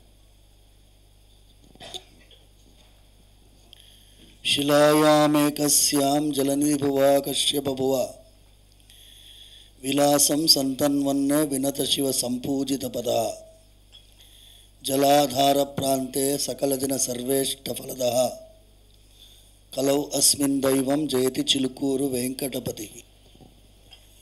కలియుగంలో ప్రత్యక్షంగా మన కోసం భూలోకం పైన అవతరించి నిలబడి ఉన్నటువంటి ఆ వెంకటేశ్వర స్వామి అఖిలాండ కోటి బ్రహ్మాండ నాయకుడు తిరుమల కొండపైన తన నివాసాన్ని ఏర్పరచుకొని మన కోసం ఇంకా సౌలభ్యుడుగా ఉండాలని స్వయం వ్యక్త క్షేత్రంగా స్వయంభూ క్షేత్రంగా చిలుకూరులో అవతరించి ఉన్నారు. ఆ స్వామివారి సేవలో ఉన్నందుకు మా నాన్నగారి యొక్క మాటలు కొన్ని మీ ముందు ఉంచాలని సౌందరరాజన్ గారు 91 సంవత్సరాల వయస్సు ఆయనకి ఈ పరకామణి వ్యవహారం వెలుగు చూసిన తర్వాత కొన్ని అంశాలు మీ ముందు ప్రస్తావించాలని వచ్చాను. ముఖ్యంగా భగవద్ రామానుజుల వారి కాలం కంటే పూర్వం 8వ శతాబ్దము 9వ శతాబ్దం సమయంలో శ్రీరంగ క్షేత్రంలో జరిగినటువంటి ఒక ఘట్టం. అప్పావయ్యంగార్ అని ఒక అర్చక స్వామి, ఆయన గోపురం పైకి ఎక్కి స్వామివారి కోసం ఏర్పడినటువంటి సొమ్ముని మొత్తం ఈ ధర్మకర్తలే తినేస్తున్నారు కదా, స్వామివారికి ఏమీ మిగల్చడం లేదు కదా అని గట్టిగా అరుచుకుంటూ గోపురం పైనుంచి కింద దూకి ఆత్మహత్య చేసుకుంటారు. శ్రీరంగ క్షేత్రంలో మీరు వెళ్ళి ఆ గోపురంని పరిశీలిస్తే ఆయన యొక్క శిలామూర్తి ఇప్పుడు కూడా ఉంటుంది. అప్పావయ్యంగార్ అని ఆయన పేరు. అప్పుడు మీడియా లేదు, కానీ అది రికార్డ్ చేసబడింది. ఐమ్ టెల్లింగ్ అబౌట్ 1200 సంవత్సరాలకు పూర్వం జరిగినటువంటి ఘట్టాన్ని ఇప్పుడు కూడా మనం గుర్తు తెచ్చుకుంటున్నాము అంటే ఇలాంటి స్వార్థపరులు అప్పుడు కూడా ఉన్నారు అని ఒక ఇది. అయితే భగవద్ రామానుజుల వారు ఏం చేశారంటే దానికి ఒక చెక్స్ అండ్ బ్యాలెన్స్ అంటాం చూడండి, దానికి కోయిల్ ఒழுగు అని కోడ్ ఆఫ్ కండక్ట్, దేవాలయ నిర్వహణ జరిగేటప్పుడు భగవంతుడికి సంబంధించినటువంటి ప్రతి ఒక్క అంశాన్ని మనం ఆయన నైవేద్యం కానీ ఆయన యొక్క పూజా విధానం కానీ ఆయనకి ఏర్పడినటువంటి సొమ్ముని మనం ఎలాగ వాడాలి, ఎలా స్వామివారికి నివేదించాలి అన్నదానికి ఒక కోయిల్ ఒழுగు అని ఏర్పరిచారు.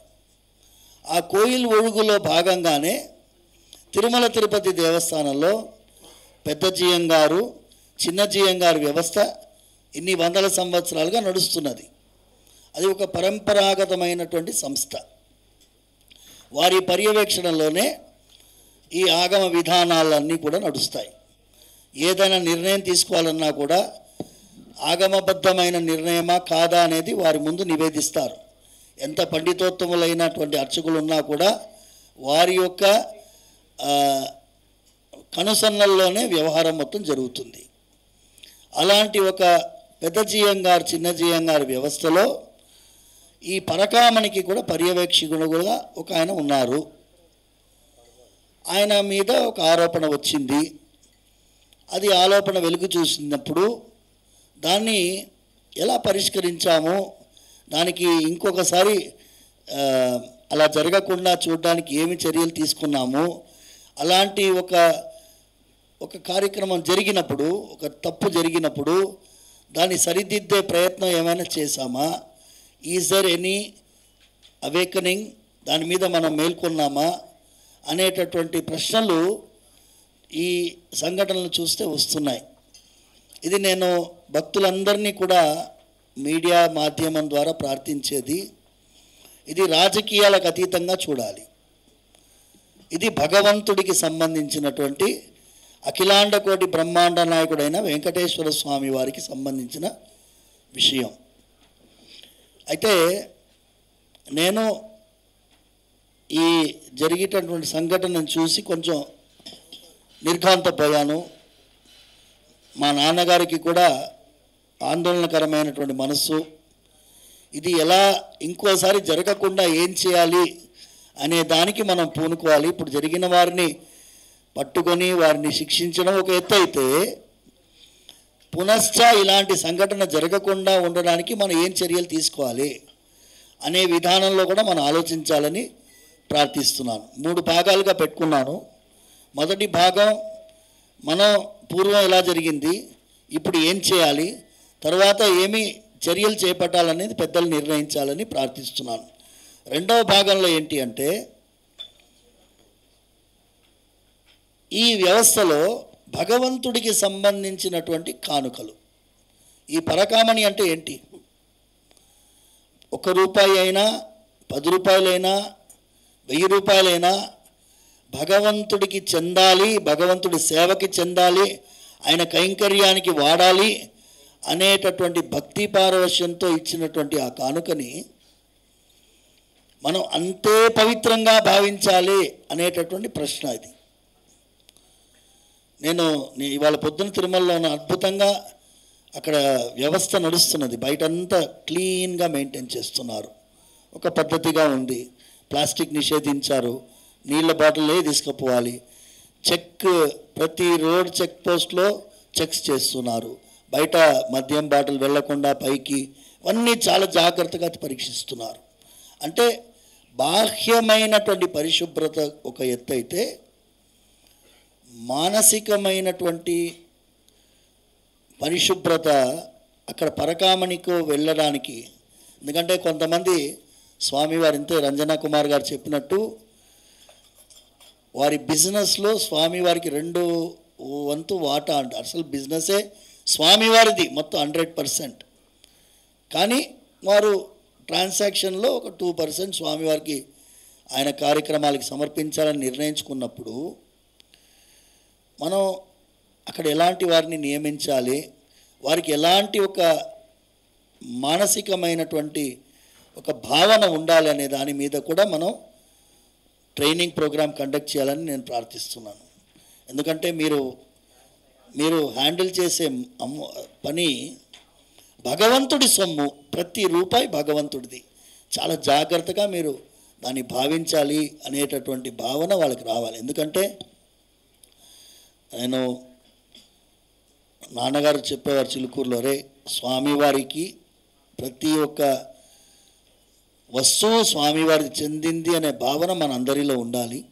దాన్ని మన కోసం వాడుకుంటే భగవద్గీతలో స్వామివారు 3వ అధ్యాయంలో చెప్తున్నారు, భగవంతుడి యొక్క సొమ్ము, దైవానికి సమర్పించిన సొమ్ము తన కోసం వాడుకున్న వాడిని నేను స్థేన ఏవ సహా, I declare him as a thief. అంటే శ్రీకృష్ణ పరమాత్మే వాడిని నేను దొంగ అంటాను. అంటే భగవంతుడే మనల్ని దొంగ అన్న తర్వాత ఇంకా ఎవరి లోక్ అదాలత్ ఏం చెప్తుంది, సుప్రీంకోర్టు ఏం చెప్తుంది? అఖిలాండ కోటి బ్రహ్మాండ నాయకుడే మన మీద అలాంటి టైటిల్ ఇచ్చేస్తే మనం ఏం చేయాలి? అందుకోసం ఇలాంటి ట్రైనింగ్ ప్రోగ్రాం ఉండాలి అని నేను మనస్ఫూర్తిగా ప్రార్థిస్తున్నాను.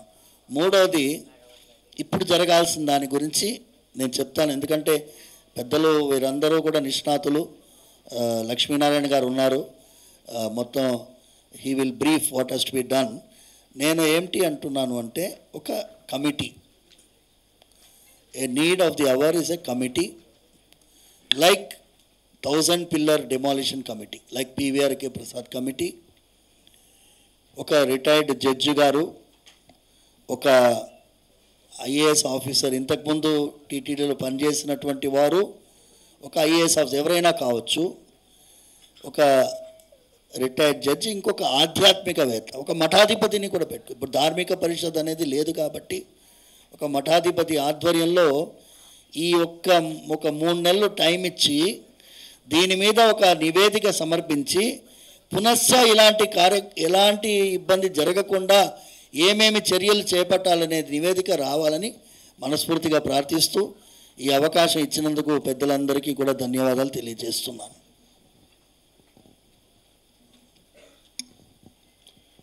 మన మధ్యలో ఇప్పుడే లక్ష్మీనారాయణ గారు వచ్చేసారు.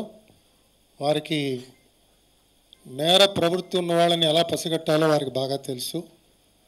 వారు విశేషమైన అనుభవంతో ఉన్నారు. ఈ సంఘటన విన్న తర్వాత తప్పకుండా వారు కూడా నిర్ఘాంతపోయి ఉంటారు. వారి యొక్క భావాల్ని మనతో పంచుకోవాల్సిందిగా ఇప్పుడు నేను వారిని కోరుతున్నాను. వేదిక మీద ఆసీనులైన పెద్దలు, ముఖ్యంగా రంగరాజన్ గారు, మిత్రులు భానుప్రకాష్ రెడ్డి గారు, ఈ విషయాన్ని ఈరోజు అందరికీ తెలిసే విధంగా ఇక్కడ ఒక ప్రెస్ కాన్ఫరెన్స్ అరేంజ్ చేయడం అన్నది, ఎందుకంటే మనం అందరం కూడా భక్తి భావాలతో తిరుపతికి తిరుమలకు వెళుతుంటాం. అనేక కోట్ల మంది ప్రపంచవ్యాప్తంగా భక్తులు ఉన్నారు. అంటే ఇటువంటి పవిత్రమైన స్థలంలో ఇటువంటి కార్యక్రమాలు జరగడము అన్నది అందరూ కూడా ప్రశ్నించాల్సిన అంశం. సో ఈ సందర్భంగా అనేక ఘటనలు ఇంతకుముందు కూడా జరిగాయి. డాలర్ గురించి అనేక సందర్భాల్లో వెళ్ళాం. ఆ తర్వాత కొన్ని రోజులు పింక్ డైమండ్ గురించి చర్చలు జరిగాయి.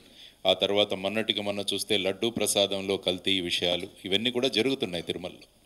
సో వీటన్నిటికీ పరిష్కారాలు ఏంటి అన్నది మనం అందరం కూడా ఒక సభ్య సమాజంగా ఆలోచించాల్సిన విషయం. ఎక్కడైతే మనకు ఆ విధమైన ఆధ్యాత్మిక భావనలతో మనం అంతా ముడిపడి ఉన్నాం కాబట్టి, ఎందుకంటే అక్కడ ఇచ్చిన ఇక్కడ $900 ప్రశ్న, ఒక బస్ స్టాండ్లో $900 ఎవరైనా కొట్టేస్తే అది వేరే విషయం. కానీ ఒక భక్తుడు $900ను భక్తి పరిపూర్తులతో స్వామివారికి సమర్పించిన తర్వాత దాని స్వభావం మారిపోతుంది. నీళ్లు పెట్టారు ఇక్కడ, ఇది నీళ్లే, కానీ దీనిలోనే స్పిరిచువాలిటీ కలిస్తే ఇది తీర్థం అవుతుంది. అదేవిధంగా ఇచ్చిన $900 ఒక హుండీలో సమర్పించిన తర్వాత ఆ భక్తుడి యొక్క భక్తి భావాలతో కూడిన $900 అక్కడ దొంగలించబడ్డాయి. అందువల్ల మొట్టమొదటిసారిగా మనం ఆలోచించాల్సింది అక్కడ పెట్టిన ఎఫ్ఐఆర్. ఎవరైతే సతీష్ కుమార్ గారు ఉన్నారో ఆయన 29/4/2023 ఒక ఎఫ్ఐఆర్ పెట్టారు. అందులో సెక్షన్స్ ఏం వాడారంటే 379 and 381 అంటే సాధారణ దొంగతనం, ఆ తర్వాత ఒక క్లర్క్ దొంగతనం చేయడం. ఈ సదరు వ్యక్తి ఎవరైతే రవికుమార్ ఉన్నాడో ఆయన సుమారుగా 20 సంవత్సరాల నుంచి ఈ పరకామణిలో ఆయనకు ఒక విశిష్టమైన స్థానాన్ని పెట్టి ఆయన అక్కడ భాగస్వామ్యం అవుతూ ఉన్నప్పుడు ఇది కేవలం 379, 381లతో సరిపెట్టకూడదు. ఇది నమ్మక ద్రోహం. It is criminal breach of trust. ఎవరినైతే నమ్మకంతో అక్కడ ఉంచామో ఆ వ్యక్తి ఈ విధంగా చేయడం అన్నది దొంగతనం కాదు, ఇది నమ్మక ద్రోహం. అందువల్ల యాక్చువల్గా ఆ రోజు 409 సెక్షన్ పెట్టిండాల్సింది FIR. That is criminal breach of trust by a public servant, banker or a agent. దానికి శిక్ష 10 సంవత్సరాలు, లైఫ్ ఇంప్రిజన్మెంట్ వరకు కూడా వెళుతుంది.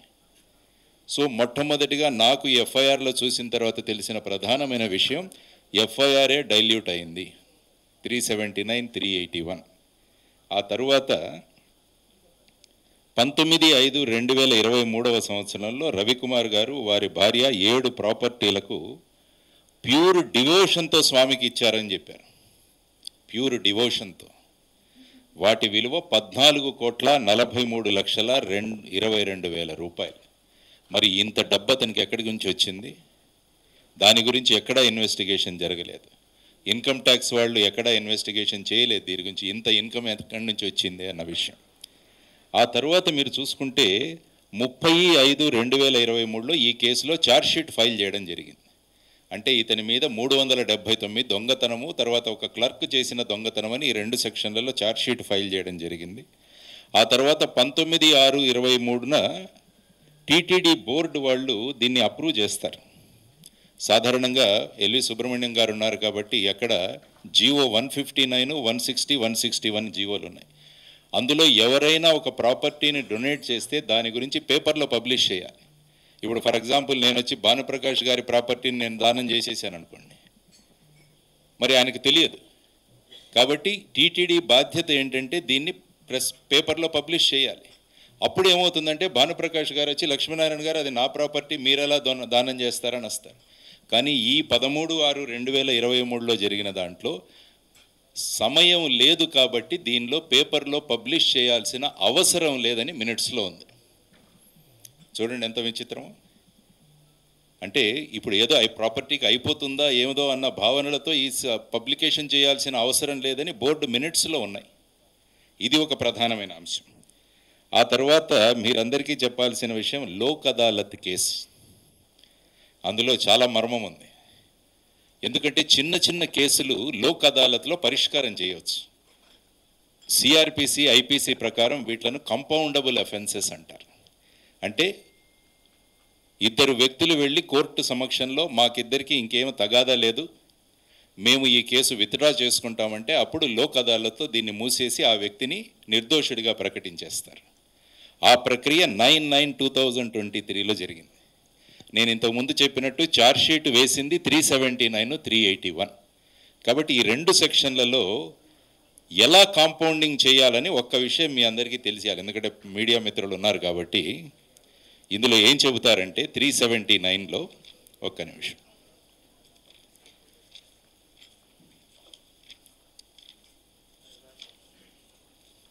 యా 379లో కాంపౌండింగ్ ఎవరెవరికి చేయాలంటే compoundable by the owner of the property stolen with the permission of the court. ఇప్పుడు compromise ఎవరెవరికి జరిగింది? అసిస్టెంట్ విజిలెన్స్ ఆఫీసర్గా పనిచేస్తున్న సతీష్ కుమార్కి, రవికుమార్కి, వీళ్ళిద్దరూ కాంప్రమైజ్ అయ్యారు. అసలు సతీష్ కుమార్ ఎవరు? కంప్లైంట్ ఇచ్చిన వ్యక్తి. ఓనర్ ఆఫ్ ది ప్రాపర్టీ ఎవరు? వెంకటేశ్వర స్వామి. కోర్టులో ఎవరి మధ్య కాంప్రమైజ్ అవ్వాలంటే వెంకటేశ్వర స్వామికి ఈ రవికుమార్కి మధ్య కాంప్రమైజ్ అవ్వాలి. అది ఎలా కాంప్రమైజ్ చేశారో అర్థం కాలేదు నాకు. కనీసం టీటీడీ బోర్డు నుంచి కూడా ఎవరిని పిలవలేదు. అంటే ఒక ఫిర్యాదు చేసిన ఒక police officer, he is not at all owner of the property, he is only A complainant. So ఈ లోక్ అదాలత్లో జరిగిన ప్రక్రియ ఏదైతే ఉందో దట్ ఈస్ టోటలీ ఇన్కరెక్ట్. ఒక కంప్లైనెంట్కి ఒక అక్యూజ్డ్కి మధ్య కాంప్రమైజ్ మిగతా కేసుల్లో జరగచ్చేమో కానీ థెఫ్ట్ కేసులో ఓనర్ ఆఫ్ ది ప్రాపర్టీ వచ్చి చెప్పాలి, నాకు దొంగలించిన వాడికి ఏ విధమైన ఇంకేమి మాకు కంప్లైంట్స్ లేవు, మేము విత్డ్రా చేసుకుంటున్నామని. So the very act of compounding by the Lok Adalat is totally illegal. అందుకనే ప్రస్తుతం హైకోర్టు ఈ లోక్ అదాలత్ ఇచ్చిన కాంప్రమైజ్ను కూడా పక్కన పెట్టేశారు. సో ఇది మనం అందరం కూడా గమనించాల్సిన ప్రధానమైన అంశం. ఆ తర్వాత మీరు చూసుకుంటే దీన్ని వెంటనే 10/5/24 ఆయన ఇచ్చిన 7 ప్రాపర్టీలని సీనియర్ ఆఫీసర్స్కి క్వార్టర్స్గా డిస్ట్రిబ్యూట్ చేశారు, అలాట్ చేశారు. సీనియర్ ఆఫీసర్ ఇంకెవరు మాట్లాడకూడదనేమో మరి. ఈ క్వార్టర్స్ అన్నీ కూడా వాళ్ళకి అలాట్ చేశారు, సీనియర్ లెవెల్లో ఉన్న ఆఫీసర్స్కి. ఆ తరువాత 25/2024 గిరిధర్ రావు గారని ఒక ఆయన ఒక విజిలెన్స్ వాళ్ళ చీఫ్కి ఒక లెటర్ రాశారు. అందులో లాస్ట్ పారాగ్రాఫ్ మీరు చూస్తే, విపరీతమైన పోలీస్ ప్రెషర్ వల్ల ఈ సతీష్ కుమార్ అన్న వ్యక్తి కాంపౌండ్ చేయాల్సి వచ్చింది అని కూడా ఆ రిపోర్ట్లో ఉంది. మరి ఎవరు పెట్టారు ఈ ప్రెషర్? ఎందుకు పెట్టాల్సిన అవసరం? ఇది స్వామివారికి చెందిన ప్రాపర్టీని ఈ విధంగా కాంపౌండబుల్ చేయడం అన్నది అది సరికాదు. ఆ తర్వాత హైకోర్టు వారు మన చూశారు, ఆర్డర్ ఇచ్చారు. ఇది 29/9/2025 సంవత్సరంలో శ్రీనివాసులు అనే వ్యక్తి ఒక పబ్లిక్ ఇంట్రెస్ట్ లిటిగేషన్ ఫైల్ చేయడం జరిగింది. ఆ సందర్భంగా సింగిల్ బెంచ్ వారు ఇచ్చింది ఏంటంటే, Lok Adalat order is stayed, CID to seize all the documents and CID to be made a party. అందులో ముఖ్యంగా మీరు ఒక్క విషయం చూసుకుంటే, అందులో వారు మాట్లాడిన అంశంలో ఒక జడ్జిమెంట్ కాపీలో ఒక విషయం మీకు ప్రస్తావిస్తాను.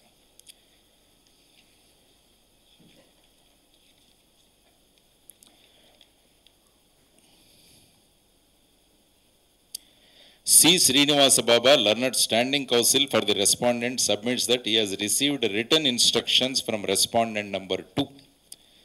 అంటే respondent number 2 అంటే EO of the TTD, but he is not happy with the same and seeks time to file counter affidavit. అంటే ఇంత జరుగుతున్నా కూడా హైకోర్టులో మనం ఇచ్చిన ఇన్స్ట్రక్షన్స్ ఏవైతే ఉన్నాయో అవి ఎందుకు స్పష్టంగా ఇవ్వట్లేదన్నది ఇంకొక అంశం హైకోర్టు దాంట్లో పెట్టింది జరిగింది. ఆ తర్వాత ఇంకొక తమాషా అయిన విషయం ఏంటంటే, ఆ లోక్ అదాలత్లో జరిగిన సంఘటనలో సాధారణంగా లోక్ అదాలత్లో జరుగుతున్నప్పుడు ఇద్దరు వ్యక్తులు కోర్టులో ప్రజెంట్గా ఉండాలి. అసలు అక్కడ అక్యూజ్డ్ అన్న ఈ రవికుమార్ అన్న వ్యక్తి కోర్టులో లేడు. దానికి ఎక్కడో కేరళ హైకోర్టు ఇచ్చిన ఒక జడ్జిమెంట్ని తీసుకొచ్చి దాన్ని ప్రస్తావించడం జరిగింది. ఆ హైకోర్టు జడ్జిమెంట్ కూడా నేను తీశాను ఇందులో. ఆ హైకోర్టు జడ్జిమెంట్ ఏం చెబుతుందంటే, సాధారణంగా ఒక ప్రాంతంలో సుప్రీంకోర్టు జడ్జిమెంట్లు మామూలుగా వర్తిస్తాయి. కానీ ఇందులో wise versus state of Kerala అని 2007లో ఒక జడ్జిమెంట్ ఇచ్చారు. ఆ జడ్జిమెంట్లో నేరం చేసిన వ్యక్తి హాజరు కాకున్నా పర్వాలేదు అని చెప్పారు. కాబట్టి దాన్ని సైట్ చేస్తూ ఈ కాంప్రమైజ్కి ఈవెన్ రవికుమార్ కూడా రాలేదు అదాలత్. అయినా కూడా ఈ జడ్జిమెంట్ను చూపించి అతను రాకున్నా కూడా మేము ఈ కాంప్రమైజ్ చేస్తున్నామని చెప్పి ఆర్డర్ ఇవ్వడం జరిగింది. అసలు ఈ సందర్భంగా సతీష్ కుమార్కి కాంప్రమైజ్ చేసే అధికారం లేదు. Only owner of the property రావాలి కోర్టుకి. సో అది ప్రధానమైన అంశం. కాబట్టి లీగల్గా మీరు చూసుకుంటే మిత్రులు చెప్పారు, లీగల్గా ఉన్న ఇందులో విషయాలు ఏంటంటే ఇవన్నీ కూడా జరిగాయి. అందువల్ల ఇందులో అవ్వాల్సింది ఏంటంటే డీనోవో మళ్ళా ప్రొసీడింగ్స్ స్టార్ట్ అవ్వాలి. మళ్ళా FIR has to be registered with 409 section. అందులో ఖచ్చితంగా 409 సెక్షన్ పెట్టాలి. నమ్మక ద్రోహం, క్రిమినల్ బ్రీచ్ ఆఫ్ ట్రస్ట్ ఆ విధంగా జరిగిన సందర్భంగా అందులో ఎక్కడా కూడా కాంప్రమైజ్ కానీ కంపౌండింగ్ కానీ అవకాశమే లేదు. కాబట్టి ఈ విషయాలన్నీ కూడా బయటికి రావాలి. అందుకనే ఇంతకుముందు వారు సజెస్ట్ చేసినట్టు ఒక కమిటీ ఉండాలి. అసలు హోల్ ప్రక్రియ గురించి కూడా ఒకసారి రివ్యూ జరగాలని నేను అనుకుంటాను. ఎవరిని నియమిస్తున్నారు, ఎవరు బోర్డు మెంబర్లుగా ఉంటున్నారు, ఇవన్నీ కూడా మనం ఆలోచించాల్సిన అంశాలు. అందుకనే క్రిమినల్ బ్యాక్గ్రౌండ్ ఉన్న వాళ్ళు ఎవరు కూడా బోర్డులో మెంబర్షిప్ ఉండకూడదు అన్నది నా అభిప్రాయం. క్రిమినల్ అఫెన్సెస్ వాళ్ళ మీద ఉన్న వాళ్ళు ఎవరు కూడా ఇటువంటి ఆధ్యాత్మికమైన బోర్డులో ఎవరు కూడా మెంబర్స్గా ఉండకూడదు. సెలక్షన్ కూడా చక్కగా జరగాలి. ఎవరైతే అక్కడ ఉన్న ఆధ్యాత్మికతను పరిరక్షించగలరు అన్న వారు ఎవరైతే ఉంటారో ఆ భావనలు ఉన్న వాళ్ళే అక్కడ ఉండాలి. లేకుంటే ఆ పవిత్రత భంగం అవుతుంది. ఇలా ఒక కేసు మీద ఇంకొక కేసు జరుగుతూ పోవడం అన్నది ఇట్ ఈస్ నాట్ గుడ్. ఎందుకంటే సనాతన ధర్మ భావాలు ఉన్న మన అందరికీ కూడా ఇటువంటి చర్యలు జరగడం అన్నది చాలా దురదృష్టకరం. కాబట్టి ప్రతిసారి జరుగుతున్నప్పుడు ఏం చేయాలని ఆలోచిస్తున్నాం. కానీ ఈవెన్ వధ్వా కమిటీ గారిని కూడా అపాయింట్ చేశారు. ఒకసారి ఒక 180 పేజీల రిపోర్ట్ సబ్మిట్ చేశారు ఆయన. అప్పుడు జ్యువెల్ సందర్భంగా అనేక నగలు మాయమయ్యాయన్న సందర్భంలో వారు కూడా ఒక 22 ఇన్స్ట్రక్షన్స్ కూడా ఇవ్వడం జరిగింది. సో ఇలా మనమందరము భక్తి భావాలతో ఉన్న ప్రదేశంలో జ్యుడిషియల్ కమిషన్స్, కేసులు ఇవన్నీ జరుగుతుంటే అది నాకైతే మటుకు అది ఐ ఫీల్ వెరీ సాడ్. ఇలాంటివి జరగకూడదు. అసలు ఒక నయా పైసా కూడా అక్కడ తేడా రాకూడదు. సో ఈ విధంగా ఇది భక్తుల యొక్క భక్తి భావాలతో ఇది కనెక్టెడ్గా ఉంది. కాబట్టి once for all you should put a stop to all this అన్నది నా అభిప్రాయం. ఆ విధంగా మిత్రులు భానుప్రకాష్ గారు చేస్తున్న ఈ యాక్టివిటీ ఏదైతే ఉందో ఈ విధానాలు అవి ఖచ్చితంగా మనం అందరం కలిసి దీన్ని ప్రతిఘటించాలి. ఏదో ఒక శాశ్వతమైన సొల్యూషన్ను తీసుకురావాలని మనం అందరూ ఆలోచించాలని నేను మీ ముందు ప్రతిపాదన చేస్తున్నాను. నమస్కారం.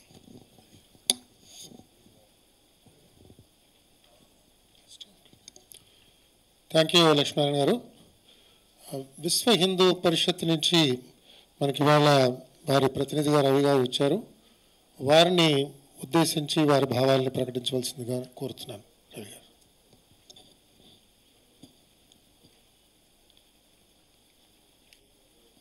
మొదటిగా శ్రీ వెంకటేశ్వర స్వామివారి పాదపద్మాలకు ప్రణమిలుతూ వేదిక మీద ఉన్నటువంటి అసామాన్యులైన మహనీయులందరికీ కూడా నమోవాకాలు సమర్పిస్తూ ప్రియ మీడియా మిత్రులందరికీ కూడా నమస్కరిస్తున్నాను. ఇంతవరకు మనం పెద్దలు అనేక విషయాలు దీని గురించి ప్రస్తావన చేశారు. ఈ అంశంపై విశ్వ హిందూ పరిషత్ యొక్క స్పందన కూడా మీ ముందు ఉంచే ప్రయత్నం చేస్తాను. ఇది జరిగిన అంశము ఒక దొంగతనానికి సంబంధించిన అంశము కాదు.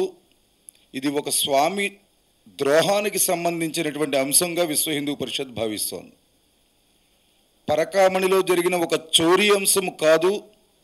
ఈ యావత్ హిందూ సమాజం యొక్క విశ్వాసాలని వమ్ము చేసేటటువంటి కార్యం జరిగింది అక్కడ అని విశ్వ హిందూ పరిషత్ భావిస్తోంది.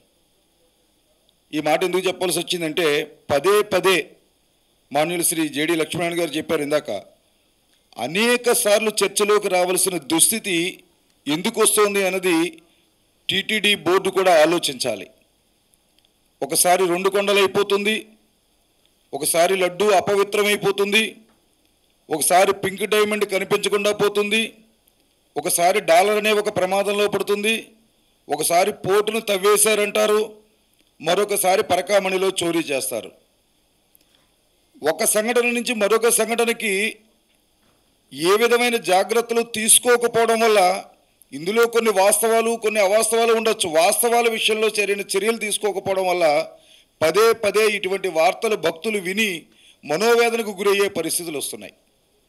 ఈ జరిగినటువంటి ఈ అంశంలో అద్భుతమైన అంశం ఏంటంటే దొంగ ఆఫర్ ఇస్తాడు, దేవాలయం స్వీకరిస్తుంది. ఇంతకు మించినటువంటి 8వ వింత లేదేమో అనిపిస్తుంది నాకు. నేను 72,000 దొంగతనం చేశాను, గవర్నమెంట్ రేటు ప్రకారం 14 కోట్ల ఆస్తి ఇచ్చేస్తున్నాను మీకు, బజార్లో దీని విలువ 40 కోట్లు. ఇక్కడ దొంగతనం చేసిన విషయం మీద టీటీడీ బోర్డులో చర్చ జరగదు.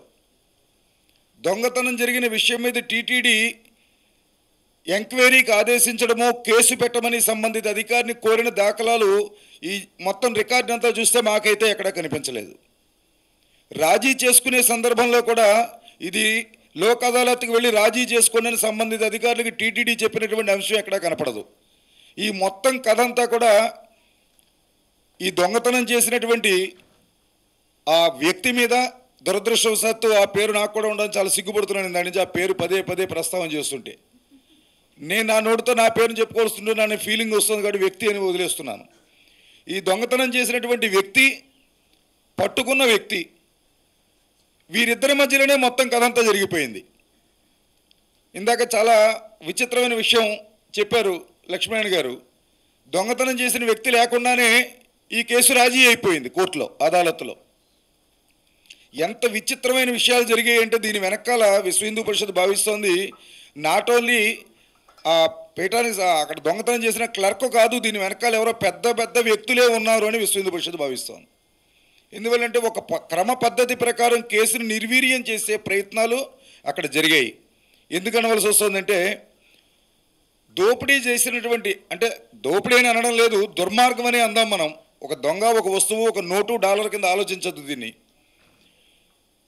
ఈ దుర్మార్గమైన పని చేసినటువంటి వ్యక్తి అసలు అరెస్టే కాలేదు. ఎంత విచిత్రమో చూడండి. ఈ యాక్షన్ తీసుకోవలసిన విజిలెన్స్ శాఖ టీటీడీకి దీన్ని సిఫార్సు చేయలేదు, మీరు యాక్షన్ తీసుకోండి అని పోలీసులకు తెలియజేశారు. పోలీసులకు తెలియజేయమని టీటీడీ విజిలెన్స్ శాఖను కోరలేదు. పైగా దీన్ని రాజీ చేసుకునే సందర్భంలో పోలీసు డిపార్ట్మెంట్ నుంచి ఒత్తిడి వచ్చింది కాబట్టి మేము రాజీ చేసుకుంటున్నాం అంటారు. పోలీసు డిపార్ట్మెంట్ టీటీడీని, తిరుమల యొక్క నిర్వాహకుల్ని ఒత్తిడి చేసిందా, లేదా పోలీసులు బూచిగా చూపించి దీన్ని రాజీ చేశారా? ఇవన్నీ కూడా ఎంక్వైరీ చేయాలి. వాస్తవాలు బయటకు రావాలంటే ఇవన్నీ స్పష్టంగా భక్తుల ముందుకు తెలియవలసినటువంటి అవసరం ఉంది. దాంతోపాటుగా గతంలో ఒకసారి పరకామణిలో దొంగతనం జరిగితే కేవలం 200 రూపాయలకు దొంగతనం జరిగితే జీవిత శిక్ష పడింది అని విన్నాం మేము. ఆ విషయాన్ని చెప్పాలని కోరుకుంటున్నాను నా తర్వాత ప్రసంగించే వక్తని. 200 రూపాయల దొంగతనానికి అంత తీవ్రంగా దాన్ని శిక్షించినటువంటి టీటీడీ ట్రస్ట్ బోర్డు ఆనాడు ఈవేళ 72 వాళ్ళు చెప్పినటువంటి విజిలెన్స్ వాళ్ళు చెప్పిన లెక్క ప్రకారం 72,000 రూపాయల దొంగతనం జరిగితే లోక్ అదాలత్లో రాజీ చేసుకోవాల్సిన పరిస్థితి రావడం వెనకాల ఉన్నటువంటి పెద్దలు ఎవరు, ఇది తెలియవలసిన అవసరం ఉంది. దీంతోపాటుగా సీసీ ఫుటేజ్ చూపించారు ఇందాక భానుప్రకాష్ గారు. నేను నిజంగా భానుప్రకాష్ గారిని అభినందిస్తున్నాను. ఆయన ఇందాక కూడా మాటల సందర్భంలో మాట్లాడుతున్నప్పుడు 2 విషయాలు చెప్పారు ఆయన. నాకు ఈ టీటీడీ ట్రస్ట్ బోర్డు మెంబర్ కన్నా స్వామివారి భక్తుడిగా నేను ఎక్కువ మనోవేదనకు గురవుతున్నాను. ఇది ఒకసారిగా అది పదే పదే జరుగుతున్నాయి. ఇటువంటి పెద్దల సమక్షంలో సమాజానికి దీని వివరణ తెలిసినప్పుడు మాత్రమే అందరి శ్రద్ధ దీని మీద పెరుగుతుంది అని ఆయన ఈ చర్యలకు ఉపక్రమించడాన్ని నేను విశ్వ హిందూ పరిషత్ కార్యకర్తగా ఆయన అభినందిస్తున్నాను. లేకపోతే ఇది అక్కడే 4 గోళ్ల మధ్యలోనే లోక్ అదాలత్ అయిపోయేది. ఇది ఇవాళ విశ్వవ్యాప్తంగా ఈ విషయం అందరి చర్చకి వచ్చింది ఇవాళ. కాబట్టి ఇక్కడ సీసీ ఫుటేజ్ చూపించారు వారు. ఆ సీసీ ఫుటేజ్ని ఉంచారా? ఇప్పుడు అది కూడా అనుమానం వస్తుంది మాకు. దాన్ని స్టోర్ చేశారా లేదా అది కూడా కనబడడం లేదనే ఒక కారణం చెప్పే ప్రమాదం ఉందేమోననే అనుమానాన్ని కూడా విశ్వ హిందూ పరిషత్ వ్యక్తం చేస్తోంది. ఇకపోతే మరొక గమ్మత్తైన విషయం ఏంటంటే దొంగ ఆస్తి ఇస్తారు. ఆ ఆస్తిని ఏ విధమైన ఒపీనియన్ లేకుండా తీసేసుకుంటుంది టీటీడీ. అది ఎంక్వైరీ చేయడానికి అసలు సమయం ఉండదు టీటీడీ దగ్గర. దొంగ ఎందుకు ఇస్తున్నాడు అన్నది ఎంక్వైరీ లేదు. దొంగ ఇస్తున్న ఆస్తి అది దొంగ ఆస్తా లేకపోతే దాని జెన్యూనా పరిశీలించుకున్నాక తీసుకుందాము అన్నది లేదు. ఇప్పుడు దొంగ కాస్త దాత అయిపోయాడు టీటీడీకి. ఇది ఎంత విచిత్రమో చూడండి. దొంగతనం చేసిన వాడిని ఇప్పుడు టీటీడీ దాతగా స్వామివారి దృశ్యాలో వేసి సత్కరించాలి రేపు పొద్దున దర్శనానికి వస్తే. అంటే మన ముందే ఎంత దుర్మార్గమైనటువంటి పనులు జరిగాయి. ఇది సాంప్రదాయంగా మార్చాలనుకుంటోందా టీటీడీ, లేదా చర్యలు తీసుకుంటారా? దొంగకి సాలువ వేసే సాంప్రదాయం, కొత్త సాంప్రదాయం తీసుకొస్తే అందరూ రెడీ. దొంగతనం చేస్తాడు, రేపు రుద్దటవాడు డబ్బులు ఇస్తాడు, దాతగా నమోదు చేయించుకుంటాడు, సాలువ వేయించుకుంటాడు. అంటే ఇది దొంగలకి సాలువ వేసే పరిస్థితి తీసుకురావద్దు టీటీడీలో. దీని మీద కూడా చర్యలు సక్రమంగా తీసుకోండి.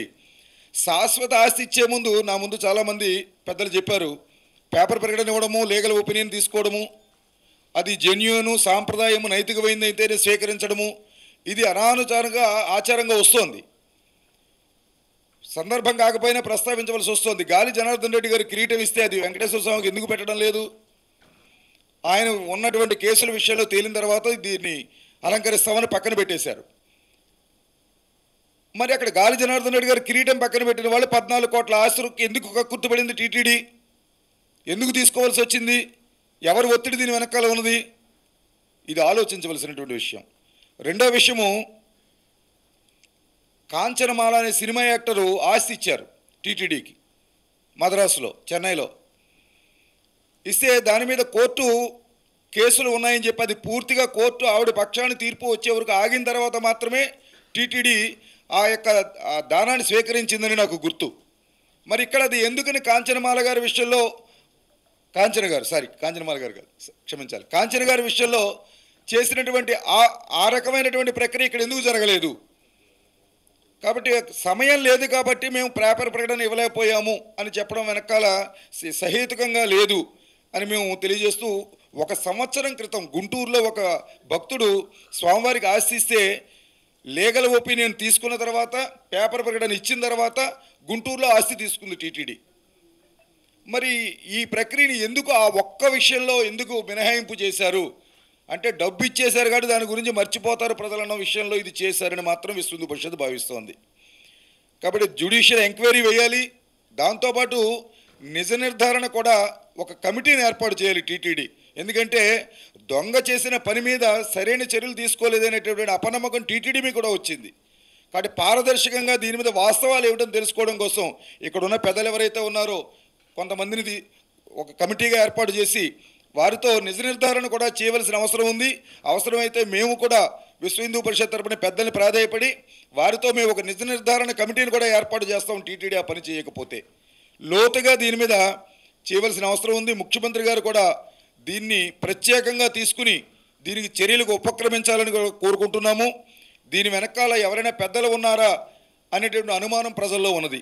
ఇక చివరగా దేవాలయాల పరిస్థితి ఈ విధంగా ఉన్నది. కలియుగ వైకుంఠధామ వెంకటేశ్వరుని యొక్క తిరుమల తిరుపతి దేవస్థానంలో పరిస్థితి ఈ విధంగా ఉంది. ఇక సామాన్య ఆలయాల పరిస్థితి ఏమిటి? ఆస్తులకి రక్షణ లేదు, భూములకి రక్షణ లేదు, హుండీకి రక్షణ లేదు, దేవాలయం రాజకీయ ప్రవేశాలు అయిపోతున్నాయి, దేవాలయాలు అన్యమతస్థులు ఉద్యోగులుగా వస్తున్నారు, ట్రస్ట్ బోర్డు మెంబర్లుగా వస్తున్నారు. కాబట్టి భూములు అన్యాక్రాంతం అవుతున్నాయి. ఇన్ని రకాలు జరుగుతుంటే ఇంకా హిందూ సమాజము ఎండోమెంట్ మీద, గవర్నమెంట్ మీద ఈ దేవాలయాల్ని వదిలేయాలని ఎంత మాత్రం అనుకోవడం లేదు అని ఘంటారావంగా 2024 జనవరి 5 విజయవాడలో జరిగిన హైందవ శంఖారావంలో సుమారుగా 7 నుంచి 8 లక్షల మంది హిందువులు ఏకత్రితమై మా హిందూ దేవాలయాలకి స్వయం ప్రతిపత్తిని కల్పించండి అని కోరడం వెనకాలన ఉద్దేశం ఇటువంటి పరిస్థితులే. కాబట్టి ఈ పరిస్థితిని దృష్టిలో ఉంచుకునైనా సరే ప్రభుత్వం ఎప్పటికైనా ముందుకు రావాలని, హిందూ దేవాలయాలకి స్వయం ప్రతిపత్తిని కల్పించాలని, కాబట్టి ఇటువంటి సంఘటనలు రాకుండా హిందూ సమాజానికే దేవాలయాలు అప్పగించాలని, మిగిలిన మతస్థులు ఆయా ప్రార్థనా స్థలాలు నిర్వహించుకుంటున్నట్టు హిందువులు కూడా ఆలయాలు నిర్వహించుకోగలరని, కాబట్టి అటువంటి ప్రక్రియ తప్పనిసరిగా ప్రభుత్వం చేయాలని కోరుకుంటూ అవకాశం ఇచ్చినటువంటి సుబ్రహ్మణ్యం గారికి నమోవకాలు తెలియజేసుకుంటున్నాను. ధన్యవాదాలు తనికెళ్ళ సత్య రవికుమార్ గారికి. ఇప్పుడు ఇందాక రవికుమార్ గారు చెప్పినట్టుగా ఇంతకు పూర్వం ఇలాంటి ఒకటి సంఘటన జరిగినప్పుడు దాంట్లో ఆ రోజుల్లో తిరుమల తిరుపతి దేవస్థానం వారు ఏ రకమైన చర్యలు తీసుకున్నారు, న్యాయస్థానం దాన్ని ఏ విధంగా సమర్థించింది అనే విషయాన్ని తాళ్లపాక వంశీయుడు తాళ్లపాక రాఘవన్ గారు వృత్తిరీత్యా ఆయన కూడా ఈ న్యాయ సంబంధమైన కార్యక్రమాల్లోనే పాల్గొంటున్నారు, న్యాయవాది. తిరుపతి వాస్తవ్యులు ప్రస్తుతం హైదరాబాద్లో ప్రాక్టీస్ చేస్తున్నారు. వారి స్పందన ఆ సంఘటన గురించి దాని పూర్వపరాలు కొంచెం మీ మీడియా మిత్రులందరితో పంచుకోవాల్సిందిగా కోరుతున్నాను.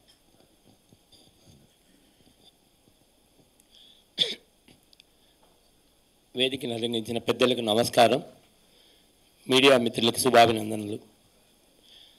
నా పేరు తాళపాక రాఘవాచార్యులు అండి. నేను అన్నమాచార్య 12th డిసెండెంట్. పుట్టింది పెరిగింది చదివింది అంతా తిరుమలలోనే. న్యాయవాది వృత్తి అభ్యసించాక నేను 1993లో హైదరాబాద్కి షిఫ్ట్ అవ్వడం జరిగింది. బట్ ఈనాటికి మాకు ఆలయంలో సేవలు ఉన్నాయి. మా ముగ్గురు బ్రదర్స్ చేస్తారు. మా తాళపాక అన్నమాచార్య వంశానికి ఆ భగవంత్ కృప వల్ల నేను కూడా మహద్వారం నుంచి వెళ్ళి స్వామివారికి నిత్యహారతి ఎప్పుడు కావాలంటే అప్పుడు పొద్దున్నే ఇచ్చి రావచ్చు. ఆ ఒక అదృష్టం కల్పించారు. నేను తిరుమలలో పెరిగిన నాటి సంఘటనలు కానివ్వండి, స్వామివారికి ఆభరణాలు సమర్పించిన సంఘటనలు కానీ ఎన్నో ఎత్తుకుంటే కోకొల్లలు. తిరుమలలో అవకతవకలు చాలా జరుగుతున్నాయి. కానీ అసలు ఈ పరకామణి అనేది ఎప్పుడు స్టార్ట్ అయిందంటే మనకి 1820 నుంచి స్టార్ట్ అయింది. ఈస్ట్ ఇండియా కంపెనీ మనకు భారతదేశంలో అడుగుపెట్టి వాళ్ళ వ్యాపార లావాదేవీలు పెంచడం మొదలు పెట్టాకే ఇది స్టార్ట్ అయింది. అంతవరకు తిరుమల ఆలయంలో ఒక హుండీ క్లాత్తో కట్టబడి ఉండేది, అందులో డబ్బులు వేసేవాళ్ళు.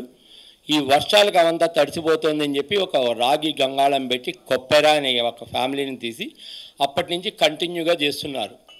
అప్పుడు ఈస్ట్ ఇండియా కంపెనీ వాళ్ళు స్వామివారికి వచ్చే ఆదాయం, ఒక హుండీ ద్వారా వచ్చే ఆదాయంలో సంవత్సర ఖర్చులు అందరికీ పోను మిగిలిన ఆదాయము ఇంత మిగులుతోందా అని చెప్పి కాన్సన్ట్రేట్ చేశారు. ఆ విధంగా ఆ డబ్బుల్ని పరిరక్షిస్తూ ఆనాటికి ₹1,00,000 మిగిలింది 1830-40 సంవత్సరాలు. అంటే ఈ రోజుకి అది మనకి చిన్న ఫిగర్ కావచ్చు, కానీ బట్ లెక్క పెడితే ఎక్కడో తేలుతుంది. అటువంటి చాలా ఒక సిస్టమేటిక్గా ఆ పరకామణి ఆదాయాన్ని స్వామివారి దైవ కార్యక్రమాలకి, ఆలయాల అభివృద్ధికి, అర్చకులకు వేతనాలు, సిబ్బంది వేతనాలు ఇచ్చుకుంటూ ప్రతిదీ అభివృద్ధి చేసుకుంటూ వస్తున్నారు. నాకు తెలిసి ఈ జయంగారులు, పెద్ద జయంగారు, చిన్న జయంగారులు స్వామివారి నిత్య కార్యక్రమాలని వీళ్ళకి పర్యవేక్షించే ఒక ఇది ఉంది. వీళ్ళ పర్యవేక్షణలోనే ప్రతిదీ జరగాలి. అందుకనే స్వామివారికి హారతి ఇచ్చేటప్పుడు కూడా ఏకాంగి అనేసి అతను తీసుకొని హారతిని అర్చకులకు అందజేస్తారు. డైరెక్ట్గా పరిచారకుల నుంచి అర్చకులు తీసుకోరు. అదేవిధంగా ఈ యొక్క హుండీ పరకామణి కౌంటింగ్ ఎక్కడైతే జరుగుతుందో అక్కడ పెద్ద జయంగారి మఠం నుంచి చిన్న జయంగారి మఠం నుంచి ఒక వ్యక్తి పర్యవేక్షిస్తారు.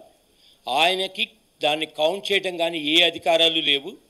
ఎవరెవరు ఎంతెంత కౌంట్ చేశారు దేనికంటే నేను ఆల్మోస్ట్ నాకు 10 years ఉన్నప్పటి నుంచి నేను పరకామణి వెళ్ళేవాడిని. నాకు 10 సంవత్సరాల వయసు అంటే నేను 5వ క్లాస్ చదివేటప్పుడు తిరుమల వెళ్ళినప్పుడు గరుడాలు వారి పక్కన బంగారు వాకిలి ముందే జరుగుతూ ఉండేది పరకామణి. ఒక దారం కట్టుంటారు, అక్కడ నిలబడి అందరూ చూస్తుంటారు. టీటీడీ అధికారులు 2 ఉంటారు, జయంగారి మఠం నుంచి ఒక ప్రతినిధి ఉంటారు, యాత్రికులు ఒక 2. ఆ రోజు దర్శనానికి వచ్చిన వాళ్ళు అప్పటికప్పుడు చూస్ చేసుకుంటారు. బ్యాంకు తరఫున ఇచ్చేటువంటి టీటీడీ సిబ్బంది ఒక 20 మంది ఉంటారు. వాళ్ళు చేస్తున్నదంతా పర్యవేక్షించి అగ్గిపెట్టెలు కానివ్వండి, సెంటు బాటలు కానివ్వండి, అగరబత్తులు కానివ్వండి, హ్యాండ్ కర్చీఫ్లు కానివ్వండి, బంగారు వెండి ఏది రాసినా సరే అవన్నీ ఈ పర్యవేక్షకులు మఠం తరఫున కానీ ఆలయం తరఫున ఉన్న వాళ్ళు లిస్టు రాయాలి. మరుసటి రోజు దాన్ని తోమాల సేవానంతరం మైక్లో అనౌన్స్ చేస్తారు. నిన్న స్వామివారి ఆదాయం ఇంత, బంగారం ఇంత, వెండి ఇంత, ఇన్ని కర్చీఫ్లు వచ్చినాయి, ఇన్ని అగరబత్తులు వచ్చినాయి, కొలువులో ఇవన్నీ అనౌన్స్ చేస్తారు. అంటే ప్రతినిత్యం స్వామివారికి వచ్చేది మరుసటి రోజు అని అందరికీ మైకుల ద్వారా భక్తులకు తెలియజేసేవాళ్ళు. ఇది 70s 80s చెప్తున్నాను. 90sలో జరిగిన ఒక సంఘటనలోనే పరకామణిలో అవకతవకలు జరుగుతున్నాయి అనేది మొట్టమొదటిసారి తెలిసింది. 1987-88 సంవత్సరంలో టీటీడీ ఎంప్లాయ్ ఒక అతను ప్రసాదాలు వాళ్ళు పరకామణి కౌంట్ చేసినప్పుడు స్వామివారి నైవేద్యం ప్రసాదం తెచ్చిస్తే అతను ఒక ఉంగరాన్ని ఆ పులిహోరలోకి పుష్ చేసి బయట పంపించాడు. అప్పుడే ఇమ్మీడియట్ అక్కడ ఉన్న పోలీసు అధికారులు దాన్ని చూసి అదే ప్రసాదాన్ని కడిగితే అందులో ఉంగరం దొరికింది. అప్పటి నుంచి దాని మీద నిఘా పర్యవేక్షణ చాలా ఎక్కువ జరిగింది. 2000 సంవత్సరంలో కెమెరాలు పెట్టడం మొదలుపెట్టారు. 1987-92 మధ్యలో ఒక అసిస్టెంట్ ఎగ్జిక్యూటివ్ ఆఫీసర్ కేడర్ వ్యక్తి 6 సంవత్సరాల పాటు పరకామణిలో దొంగతనం చేసిన దాన్ని గుర్తుపట్టి చివరిలో కొనుక్కుంటే ఆయనకి 7 సంవత్సరాలు కఠిన కారాగార శిక్ష ఇచ్చి ఆయనకి బెయిల్ రావడానికి 170 డేస్ పట్టింది, 4.5 నెలలు. ఒక అడ్వకేట్గా నేను అప్పుడు ఫాలో అప్ చేశాను, తిరుపతి కోర్టులో ప్రాక్టీస్ చేసినప్పుడు. అటువంటి సందర్భాల్లో ఈ కేసులో కానీ చూసామోనంటే టోటల్ ఎంత ల్యాప్సెస్ ఉన్నాయంటే జస్ట్ 4 monthsలో టోటల్ సినిమా ఈజ్ కంప్లీటెడ్. జనరల్గా మేము తిరుమల తిరుపతి దేవస్థానం ఎంప్లాయీస్ కేసులు కానివ్వండి, ఇట్లా ప్రాపర్టీ కేసులు కానివ్వండి, ఈ దళారులు టికెట్లు కానివ్వండి, ఎక్కువ అమ్ముతున్న వాళ్ళ టికెట్లు కానివ్వండి, ఈ టికెట్లలో దొంగతనాలు జరిగిన కేసులు, పరకామణి కేసులు వచ్చినప్పుడు కంపల్సరీ వాళ్ళని క్రాస్ ఎగ్జామినేషన్ లేదా కోర్టులో పెట్టినప్పుడు ఫస్ట్ వేసే క్వశ్చన్, మీకు తిరుమల కార్యనిర్వహణాధికారి గారి నుంచి ఆథరైజేషన్ ఉందా? ఇదే మాదిరి 2010లో జరిగిన ఒక బోర్డు మెంబరు ఆయన యొక్క స్టాఫ్ అందరూ చేసిన అవకతవకలకి ఈ రోజుకి 16 సంవత్సరాలుగా ఇంకా కేసు నడుస్తోంది. 14 మంది అక్యూజులు ఉన్నారు సబార్డినేట్ స్టాఫ్ వాళ్ళు. టికెట్లని 2000ది 4000కి అమ్మినారు, 4000ది 6000కి అమ్మినారు అభియోగాలతో. వాళ్ళది ఈ మధ్య కూడా హైకోర్టులో క్వాష్ వేస్తే మా హైకోర్టు జడ్జి గారు నన్ను ఒకటే అడిగారు, రాఘవన్ గారు తిరుమల యొక్క స్వామివారి టికెట్లు 2000, 4000 రూపాయలకి అమ్మిన వాళ్ళకి క్వాష్ చేయమని అడుగుతారా మీరు ఒక తిరుమల వాసిగా ఉండి? ట్రయల్ నడవనివ్వండి అన్నారు. అంటే 13 సంవత్సరాల తర్వాత కూడా ఇంకా ట్రయల్ నడుస్తోంది. అటువంటి కేసుల్లో వాటిల్లో పెట్టింది కూడా చోరీ. ఇంకొక ఉదాహరణ గత 10 సంవత్సరాల ముందు జరిగింది. మిరాసీ అబాలిషన్ యాక్ట్ వచ్చి మిరాసీదారుల హక్కులు పోయి అందరూ అర్చకత్వం వచ్చినాక కొద్దిమంది అర్చులు జీతభత్యాలు లేక బాధపడ్డారు. కోదండరామస్వామి ఆలయంలో 2016-18 మధ్యలో ఒక నగ తీసుకెళ్ళిపోతే ఒక అర్చకులు ఆ స్వామిని అరెస్ట్ చేశారు. ఆయన మొత్తం విషయం చెప్పాక దాని మీద ఒక కమిటీని పెట్టి అధ్యయనం పెట్టి అర్చకులకి వేతనం తక్కువతో సరిగ్గా ఇవ్వనందువల్ల అతను తన కష్టం కోసం పిల్లల చదువు కోసం అమ్మవారి నగ దొంగతనం చేశారని చెప్పి దాని మీద అతనికి జీతభత్యాలు పెంచి వాళ్ళందరికీ స్కేల్స్ పెంచారు. ఇంకొకసారి ఇటువంటి తప్పు జరగకూడదు. కానీ అది నిజ నిర్ధారణ అయ్యి దాని మీద శిక్ష పడకాలడానికి జరిగిన ఎంక్వైరీ 6 years జరిగింది. కానీ ఈరోజు ఈ రవికుమార్ అనే అతను జయంగారు మఠం తరఫున చేస్తే జయంగారు మఠం వారి తరఫు నుంచి కానీ ఒక స్పందన లేదు. అరే మా గుమాస్తా ఇలా తప్పు చేశాడు, చర్య తీసుకోండి. అదే మాదిరి ఎవరైతే కంప్లైంట్ రిజిస్టర్ చేశారో సతీష్ కుమారు, దీన్ని it is this primary duty to the brought the notice of the executive officer or the next deputy executive officer temple or the next assistant executive officer who are concern, అక్కడ ఎవరైతే ఉంటారో వాళ్ళకి తెలియజేయాలి. And complaint ఇచ్చాక ఆ complaint AVSO copy to పర్యవేక్షణాధికారి తిరుమల సంబంధ అధికారికి కాపీ పెట్టాలి. పెట్టినాకే వాళ్ళిద్దరూ కలిసి ఎస్ఐ తిరుమలకి ఇవ్వాలి. కానీ ఇక్కడ మొత్తము చూస్తే ప్రొసీజర్ మాత్రం ఎంటైర్ ల్యాప్సెస్ ఉన్నాయి. 29th April కంప్లైంట్ ఇచ్చాడు, 12th May అతను ప్రాపర్టీస్ రిజిస్టర్ చేశాడు, 19th May అతను టీటీడీకి డొనేట్ చేశాడు, 12th June బోర్డులోకి వెళ్ళింది, ఇమ్మీడియట్ దాన్ని బోర్డులో అప్రూవ్ చేశారు. తిరుమలలో యాక్చువల్గా ఆస్తిగానే ఎవరైనా రాసిచ్చారు అని అంటే నేను తిరుమల వాసిగా నాకు తెలిసిన పద్ధతుల ప్రకారం ఎవరైనా ఈఓకి మేము ఈ ఆస్తిని స్వామివారికి ఇవ్వాలనుకుంటున్నామండి అని అంటే ఈఓ గారికి వచ్చిన దాన్ని ఇమ్మీడియట్ తిరుమల తిరుపతి దేవస్థానానికి ప్రాపర్టీ సెల్ అని ఉంది. ప్రతి ప్రాపర్టీ కంపల్సరీ ప్రాపర్టీ సెల్కి వెళ్ళాలి. ప్రాపర్టీ సెల్ నుంచి రెవెన్యూ డిపార్ట్మెంట్కి వెళ్తుంది, రెవెన్యూ డిపార్ట్మెంట్ నుంచి సర్వేకి వెళ్తుంది. సర్వే వాళ్ళు వెళ్ళి ఆ ప్రాపర్టీ నిజ నిర్ధారణ చేసి అవి సర్వే అంతా చేసి దాని మీద రిపోర్ట్ రెవెన్యూ వాళ్ళకి ఇస్తే రెవెన్యూ వాళ్ళు ప్రాపర్టీ సెల్కి ఇచ్చి ప్రాపర్టీ సెల్ వాళ్ళు మళ్ళీ కార్యనిర్వహణాధికారికి ఇన్ఫామ్ చేసి దిస్ ఈజ్ వెరీ క్లియర్ మనం తీసుకోవచ్చును అని చెప్పినాక దాని మీద పేపర్ పబ్లికేషన్ ఇస్తాం. ఈరోజు మనం చూస్తున్నాం ఇక్కడ ఈ బోర్డు ప్రొసీడింగ్స్లో కాలాతీతం వల్ల పేపర్ పత్రికా ప్రకటన ఇవ్వలేదు అన్నారు. కానీ డిఆర్టీ కేసుల్లో కానివ్వండి ఎగ్జిక్యూషన్ ప్రొసీడింగ్స్లో 14 రోజుల నోటీస్తో ప్రాపర్టీస్ వేలం వేస్తూ ఉంటాం, కోర్టు ఆర్డర్లు ఇస్తుంటాయి. బట్ ఇక్కడ 30 రోజుల్లో ఉన్న ల్యాబ్స్లో కూడా పత్రికా ప్రకటన ఎందుకు ఇవ్వలేదు అంటే దీంట్లో ఎంతమంది ఇన్వాల్వ్ అయ్యారో ఎవరు ఇన్వాల్వ్ అయ్యారో దీని మీద ఖచ్చితంగా ఒక అధ్యయనం చేయాల్సిన అవసరం వచ్చింది. ఈరోజు భానుప్రకాష్ గారు నాకు 4 రోజుల ముందు రాఘవన్ అన్న ఇలా జరుగుతుందంటే స్వామివారు సమయం ఆసన్నమైంది. ఈ అక్రమాల గురించి అన్నిటికీ ప్రజలకు కూడా తెలియాల్సిన అవసరం వచ్చింది. ఎంతో భక్తి ప్రవత్తులతో స్వామివారికి సమర్పించే కానుకలు ఎవరు ఎలా సంపాదించుకుంటున్నారు, ఎవరు ఎంతవరకు అన్నది అనే దాని మీద చర్చ జరిగి దీని మీద ఒక నిజ నిర్ధారణ కమిటీ కాకుండా ఒక జ్యుడిషియల్ కమిషన్ కూడా వేయాలి. భానుప్రకాష్ గారు నేను ఇంప్లీట్ అవుతానన్నట్టే చెప్పాను, ఒక బోర్డు మెంబర్ కావండి మీరు కాకూడదండి అంటే, నేను బోర్డు మెంబర్ అయినా వదులుకుంటాను కానీ భక్తుడిగా మాత్రం నేను దీని మీద సీరియస్గా వెళ్తాను అన్నాడు. అటువంటి భక్తి తత్వం అవసరం. తిరుమలలో ఈ పరకామణిలో జరుగుతున్న అవకతవకలే కాకుండా చాలా ల్యాప్సెస్ని కూడా ఇలా బయటకు తీసుకురాగలిగిన ధైర్యం కలగాలని కూడా కలగాలి. అటువంటి ధైర్యం భానుప్రకాష్లో చూశాను. ఈ సమస్యని ఈ ప్రొసీజరల్ ల్యాప్సెస్ మీద ఖచ్చితంగా మళ్ళీ ఎఫ్ఐఆర్ని రీఓపెన్ చేసి దీని మీద డిఐజీ వాళ్ళు ఎవరికైతే ఆల్రెడీ భానుప్రకాష్ గారు పెట్టారు దీని మీద కేసుని రీఓపెన్ చేసి రీఇన్వెస్టిగేషన్ చేసి మనం చూస్తుంటాం. ఎన్కౌంటర్ కేసులోనే చనిపోయిన 4 నెలల తర్వాత మళ్ళీ తీసి రీపోస్ట్ మార్టం చేస్తాం. 4 నెలల తర్వాత డీకంపోజ్ అయిపోయిన బాడీని రీపోస్ట్ మార్టం చేయగలిగింది. 4 నెలల్లో ఏమీ లేదని మూసివేసిన ఈ కేసులో తిరిగి విచారణ చేపట్టడంలో పెద్ద కష్టమేం కాదు. దీని మీద అందరూ పెద్దవాళ్ళందరూ కలిసి దీని మీద కాలంకుశంగా చర్చించి దీని మీద ఖచ్చితంగా ఒక కమిటీని కాన్స్టిట్యూట్ చేసి నిజ నిర్ధారణ కమిటీ ద్వారా అధ్యయనం చేయాల్సిన అవసరం వచ్చింది. అసలు ప్రతి కేసులో ఉన్న ప్రొసీజర్కి ఈ కేసులో ఉన్న ప్రొసీజర్కి 4 నెలల్లో క్లోజ్ చేయాల్సినంత ఆంతర్యమేమి, ఇందులో ఎవరున్నారు అనేది మాత్రం భక్తులందరికీ ప్రజలందరికీ తెలియాల్సిన అవసరం వచ్చింది, తెలియచేయాల్సిన అవసరం వచ్చింది. ఇది తిరుపతి దేవస్థానం యొక్క మేనేజ్మెంట్ మీద కూడా బాధ్యత ఉంది. తిరుపతి దేవస్థానం మేనేజ్మెంట్ వారు ఇంతకుముందు జరిగిన బోర్డు రెజల్యూషన్స్ని కొన్ని చేసిన వాటిని తదుపరి బోర్డు సభ్యులు వాళ్ళు తిరుపతి ట్రస్ట్ బోర్డు మార్పులు చేసిన సందర్భాలు ఉన్నాయి. దాన్ని తిరిగి సస్పెండ్ చేసినది. ఈ యొక్క 23లో 24లో జరిగిన బోర్డు రెజల్యూషన్ను కూడా తిరిగి పునఃవిచారణ చేయాల్సిన బాధ్యత ప్రజెంట్ బోర్డు ట్రస్ట్ మీద ఉందని, దానికి తగిన విధంగా ఏమైనా అవకాశాలు ఎంతవరకు ఉన్నాయో పర్యవేక్షణలో భానుప్రకాష్ గారిని వారి కమిటీలో పెట్టి దీని మీద పర్యవేక్షించి సంపూర్ణమైన ఇన్ఫర్మేషన్ మొత్తం కూడా మీడియా ప్రతినిధుల ద్వారా భక్తులకి ప్రజలకి తెలియజేయాల్సిన అవసరం కోరుకుంటూ ఈ అవకాశం కల్పించిన ప్రతి ఒక్కరికి పేరు పేరున కృతజ్ఞతలు తెలుపుకుంటున్నాను. నమస్కారం.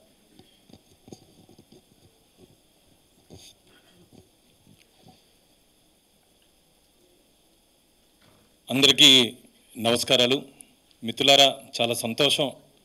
వెంకటేశ్వర స్వామికి అన్యాయం జరిగితే, వెంకటేశ్వర స్వామి క్షేత్రానికి అన్యాయం చేస్తే మేము ఉన్నామని చెప్పి ఇంతమంది పెద్దలు ఇక్కడ రావడానికి చాలా అసలు నేను వారికి శిరస్సు ఉంచి నమస్కరిస్తున్నా. నేను రేపు ఉంటానో లేదో నాకు తెలియదు, ఎందుకంటే విపరీతమైన ఒత్తిడి ఉంది.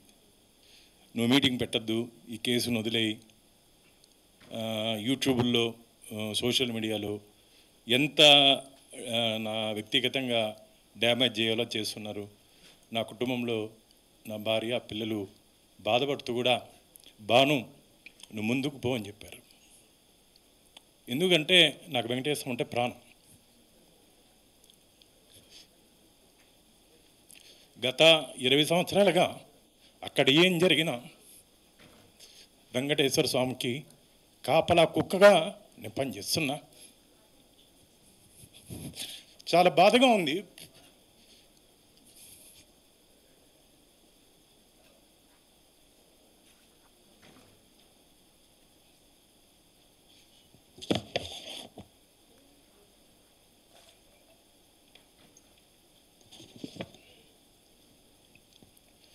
గతంలో శ్రీకృష్ణదేవరాయలు గారు ఉన్న సమయంలో స్వామివారి ఆలయంలో చోరీ జరిగితే వారికి 11 మందికి క్యాపిటల్ పనిష్మెంట్ ఇచ్చారు, ఉరిశిక్ష ఇచ్చారు.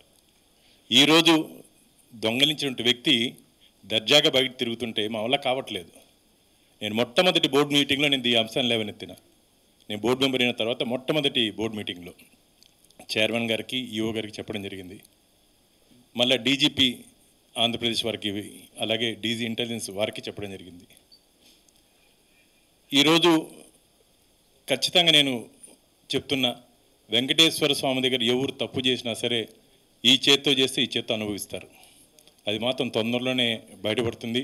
ఉదయం రాఘవాచారి గారితో చెప్పా, నేను ఈ కేసులో ఇంప్లీడ్ అవుతానంటే బోర్డు మెంబర్గా ఇంప్లీడ్ అయ్యే అవకాశం లేదంటే, నేను కావంటే బోర్డు మెంబరు పెద్దలతో చెప్పి నేను తప్పుకుంటాను, నేను ఈ కేసులో శిక్ష పడేంత వరకు నేను ఈ కేసును వదిలే ప్రసక్తే లేదని చెప్పడం జరిగింది.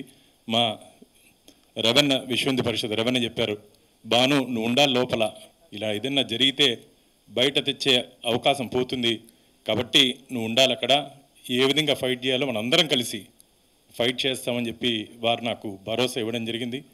నేను మీడియా మిత్రుల ద్వారా ఒకటే చెప్తున్నా, నాకు వ్యక్తిగతంగా ఎవరి మీద కోపం లేదు, వ్యక్తిగతంగా నేను ఎవరికి శత్రువు కాదు, కానీ నాకు వెంకటేశ్వర స్వామి క్షేత్రం పట్ల అక్కడ జరుగుతున్న అన్యాయాల పట్ల ఇన్ని కోట్ల మందిలో ఆ స్వామివారు నాకు అవకాశం ఇచ్చాడని చెప్పి నేను భావిస్తూ ఈ పోరాటం చేస్తున్నాను తప్ప నాకు ఎవరి మీద వ్యక్తిగతంగా ద్వేషం లేదు మిత్రులారా.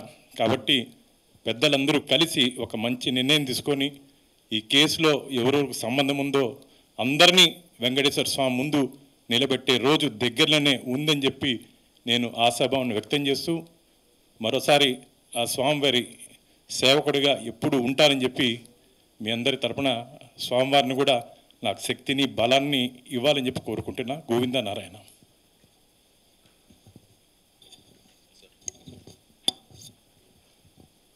మీరు అందరి భావాలు ఇందాక నుంచి వింటూ వచ్చారు. తదుపరి చర్య గురించి మీరు గమనించుంటారు. మేమందరం భావించేది ఇంకా లోతుగా విషయాలన్నీ కూడా పరిశీలన చేయటానికి, ఒకటి ఈ సంఘటన యొక్క పూర్వపరాలు, తీసుకున్న చర్యలు ఎంతవరకు చట్టరీత్యా చెల్లుబడవుతాయి, అది ఒక అంశం కాగా, ఇంకొకటి ఇంకా మున్ముందు ఇలాంటి సంఘటనలు జరగకుండా ఉండడానికి ఎలాంటి జాగ్రత్తలు తీసుకుంటే బాగుంటుంది అనే దాని మీద కూడా సూచన చేయటానికి, ఇందాక మనకి ప్రస్తావన వచ్చినట్టుగా ఇంతకు పూర్వం తిరుమల తిరుపతి దేవస్థానం ఇలాంటి సంఘటనలు జరిగినప్పుడు నిష్పక్షపాతంగా ఎంక్వైరీ జరగడానికి వీలుగా, అలాగే అందరికీ ఆమోదయోగ్యంగా ఉండేందుకు పూర్వ న్యాయమూర్తుల యొక్క నేతృత్వంలో ఇలాంటి ఎంక్వైరీలు జరిపించేది. మేమందరం కూడా ఇవాళ ముక్తకంఠంతో ప్రభుత్వాన్ని కోరేది, ఆంధ్రప్రదేశ్ ప్రభుత్వాన్ని, అలాంటి ఎంక్వైరీ ఒకటి మంచి నిష్ణాతులైన ఒక న్యాయమూర్తి ఆధ్వర్యంలో దీన్ని జరిపించి, ఎలా జరిగింది ఈ సంఘటన, ఏ రోజు దీన్ని గమనించారు, దాని తర్వాత తీసుకున్న నిర్ణయాలు ఎవరి బాధ్యత తీసుకోగలుగుతారో ఆ నిర్ణయాలకి, ఆ నిర్ణయాల వల్ల ఇప్పుడు ఉన్న తిరుమల తిరుపతి దేవస్థానం యొక్క ఆదేశాలు ఎలా ఉల్లంఘన జరిగాయి, ఈ విషయాలన్నీ చెప్తూ భవిష్యత్తులో ఎలాంటి ఏర్పాటు చేయడం వల్ల ఇలాంటి సంఘటనలు పునరావృతం కావో ఇవి జరిపించాలని చెప్పి మా అందరి యొక్క అభిప్రాయంగా నేను మీ ముందు ఉంచుతున్నాను. మనం ఇంకొక 10 నిమిషాలు మీలో ఎవరికైనా ఏమైనా అనుమానాలు ఉన్నా, సూచనలు ఉన్నా అందరూ వక్తలు ఇక్కడే ఉన్నారు, అడగాల్సిందా కోరుతున్నాను, లేకపోతే మనం దీంతో ముగించవచ్చు. మీ సౌకర్యమే మా సౌకర్యం.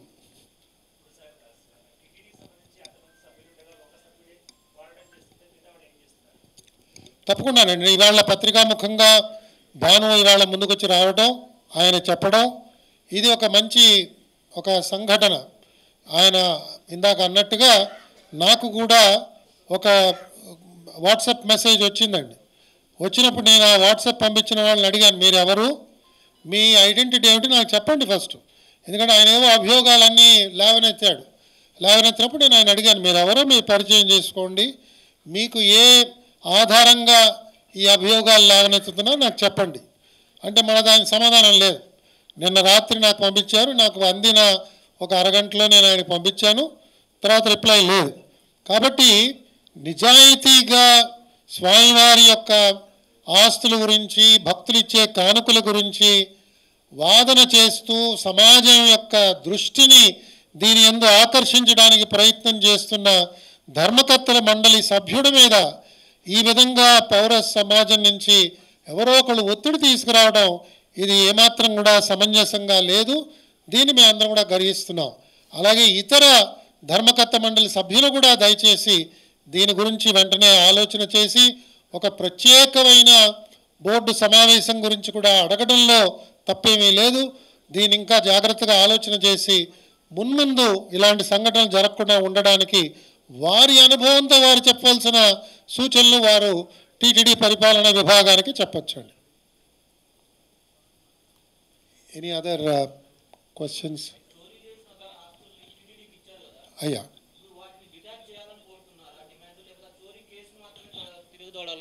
దాని గురించి మేము మాట్లాడట్లేదండి. ఇప్పుడు ఒక తప్పు చేసిన వాడికి తగిన శిక్ష పడవలసిందే. ఒకవేళ మినహాయింపు ఇవ్వదా అని చెప్పి ఇవ్వడానికి న్యాయస్థానం సిద్ధపడినప్పుడు కూడా ఇందాక లక్ష్మీనారాయణ గారు చాలా వివరంగా చెప్పినట్టుగా, అందుకే ఆ అంశం ఎవరు మాట్లాడలేదు మీ గురించి. We thought it most appropriate.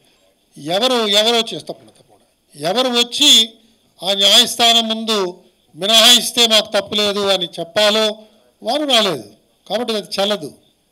Laxman గారు ఏదో జోడిస్తూ ఉంటున్నారు. దాంట్లో ముఖ్యంగా ఏంటంటే ప్రొసీడ్స్ ఆఫ్ క్రైమ్ అంటాం దాన్ని. ఏదైనా ఒక నేరం చేసి దాని ద్వారా మనం ఆర్జించిన ఆస్తులు ఏవైతే ఉంటాయో అవి మళ్ళీ అక్కడే చెందాలంటే వాటిని అటాచ్ చేస్తారు. ఆ తర్వాత కేసులో కన్విక్షన్ అయిన తర్వాత దాన్ని మళ్ళీ అక్కడికే అందించేస్తారు. కాబట్టి ఈ ప్రక్రియ ఏదైతే ఉందో వీటిని అటాచ్ చేయాల్సిన అవసరం ఉంది. తర్వాత ఈ కేసుని లాజికల్ కన్క్లూషన్కి తీసుకెళ్లాల్సిన అవసరం ఉంది. ఆ తర్వాత ఈ ప్రాపర్టీస్ అన్నీ కూడా మళ్ళీ చేయాలి. తర్వాత ఇందులో ఎన్ఫోర్స్మెంట్ డైరెక్టరేట్ కూడా వస్తుంది. ప్రొసీడ్స్ ఆఫ్ క్రైమ్ రాగానే ఈడీ కూడా అందులో రంగంలోకి వస్తుంది. వాళ్ళు అటాచ్ చేసి ఫైనల్గా కాన్ఫిస్కేట్ చేసుకుంటారు. ఆ తర్వాత ముఖ్యంగా ఇన్కమ్ ట్యాక్స్ డిపార్ట్మెంట్ కూడా రావాలన్నాను నేను. అంటే ఈ వ్యక్తికి ఇంత సంపాదన ఎక్కడి నుంచి వచ్చింది? ఒక 14 కోట్ల ఆస్తులు ఏవైతే ఉన్నాయో దానికి సోర్స్ ఆఫ్ ఇన్కమ్ చూపించాలిగా నేను. సో దాని విధంగా ఈవెన్ ఇన్కమ్ ట్యాక్స్ వాళ్ళు కూడా ఈ విషయంలో ముందుకు వెళ్ళాలని ప్రస్తావించడం జరిగింది అనమాట. సో మీరు చెప్పినట్టు ప్రాపర్టీస్ అన్నీ అటాచ్ అవ్వాలి, అందులో there is no doubt about it.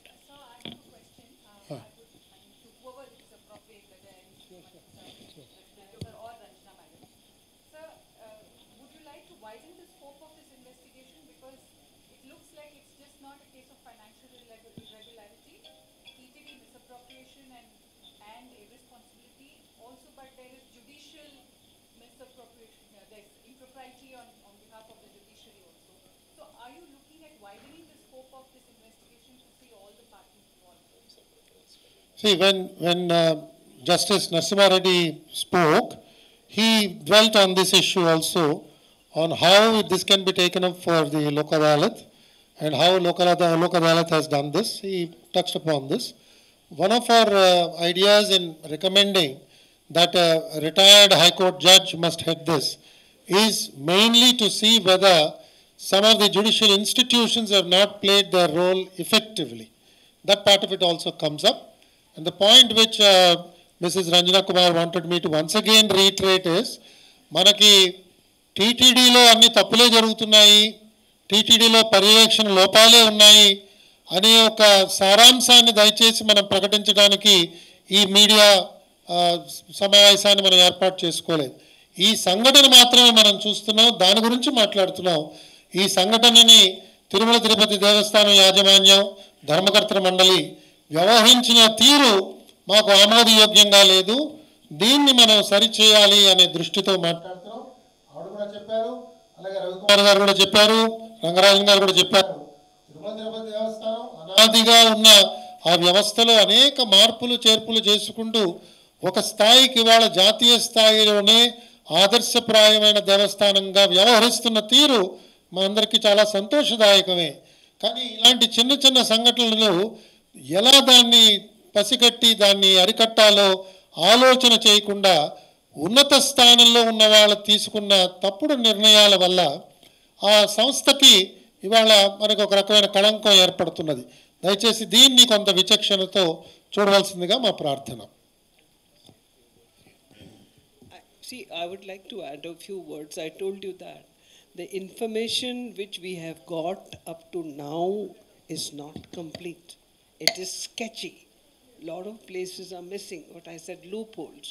Now the question is, until we get that, it's like a jigsaw puzzle. You have to put it all in order, and then you will take up accountability. Accountability cannot be taken up with partial information, because we need to. This is a complicated matter, or whatever has come so far makes it complicated. So what is it which is not there? People are doing their job For example, why was the culprit left off? Which is very difficult to understand. He has been caught red-handed. The vigilance has reported. The police has its own system. Who failed in their duty? Why was he not caught? He did not stay in custody at all. So it's a very strange thing, which is unusual. That's right, ma'am. As a follow-up to your to the points that you've raised, how come the junior employee who was belonging to two very senior Hindu institutions, those institutions are not even added as respondents to the whole case? At the end of the day, the employer of the employee also has to be drawn into the whole case, right? Because the misconduct has happened on behalf of the Hindu institutions. Why is it that the Pedda Jiyangar or the Chinna Jiyangar institutions have not been drawn into this whole case? The question becomes, how does he have the guts to do it? He knows CCTV cameras are there. What is his comfort level? How does he do it?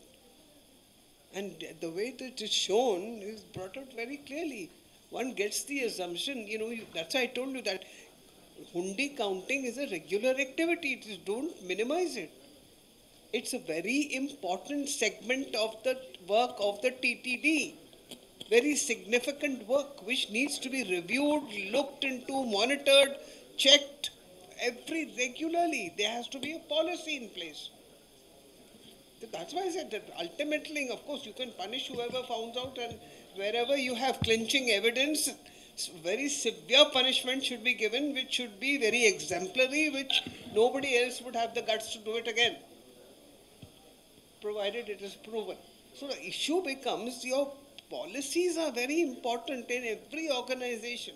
It may be the best run organization. You have to relook because human mind works.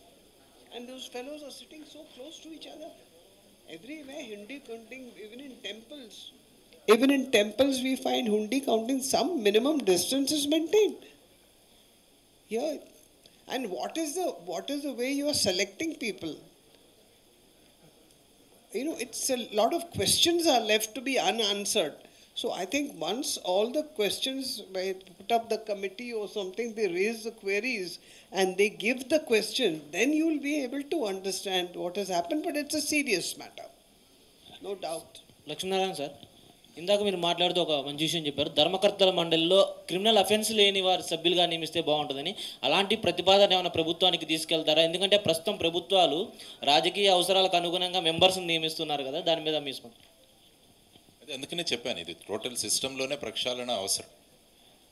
ఆ వ్యవస్థలో ఇది కూడా ఒక one of the అంశంగా మనం భావించాలన్నది నా వ్యక్తిగత అభిప్రాయాన్ని నేను చెప్పాను అందులో. తర్వాత హైకోర్టు కూడా ఇందులో ఆల్రెడీ పబ్లిక్ ఇంట్రెస్ట్ లిటిగేషన్లో వాళ్ళు సిఐడిని పార్టీగా చేసి డాక్యుమెంట్స్ అన్నీ కూడా సీజ్ చేసి ముందు చెప్పమని చెప్పి కూడా అడిగింది. కాబట్టి ఒక సైడ్ హైకోర్టు కూడా దానికి తీసుకుంటున్నారు చర్యలు. తర్వాత సార్ చెప్పినట్టు జ్యుడిషియల్ కమిషన్ ఒకటి ఏర్పాటు చేస్తే ఇంకా విషయాలు బయటకు వస్తాయి. Terms of reference also we should be able to put what are the terms of reference so that the commission can recommend. That is how we need to look into it.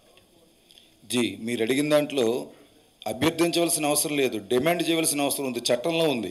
జూదం ఆడేవాడు, దొంగతనం చేసేవాడు, వ్యభిచారం చేసేవాడు, మాంసాహారం భుజించేవాడు, IP ఎత్తినవాడు, మతి స్థిమితం లేనివాడు endowment డిపార్ట్మెంట్లోకి రాకూడదు. చట్టమే చెబుతాం. చట్టం ఇంప్లిమెంట్ చేయాలి ముందు. కాదు పునరావాస కేంద్రం అయిపోయింది అది. అందువల్ల దాన్ని మేము డిమాండ్ చేయట్లేదు. అసలు దేవాలయాలే హిందువులకు అప్పగించమన్నది మా డిమాండ్. మనం ఇవాళ ఏర్పాటు చేసుకున్న last question please.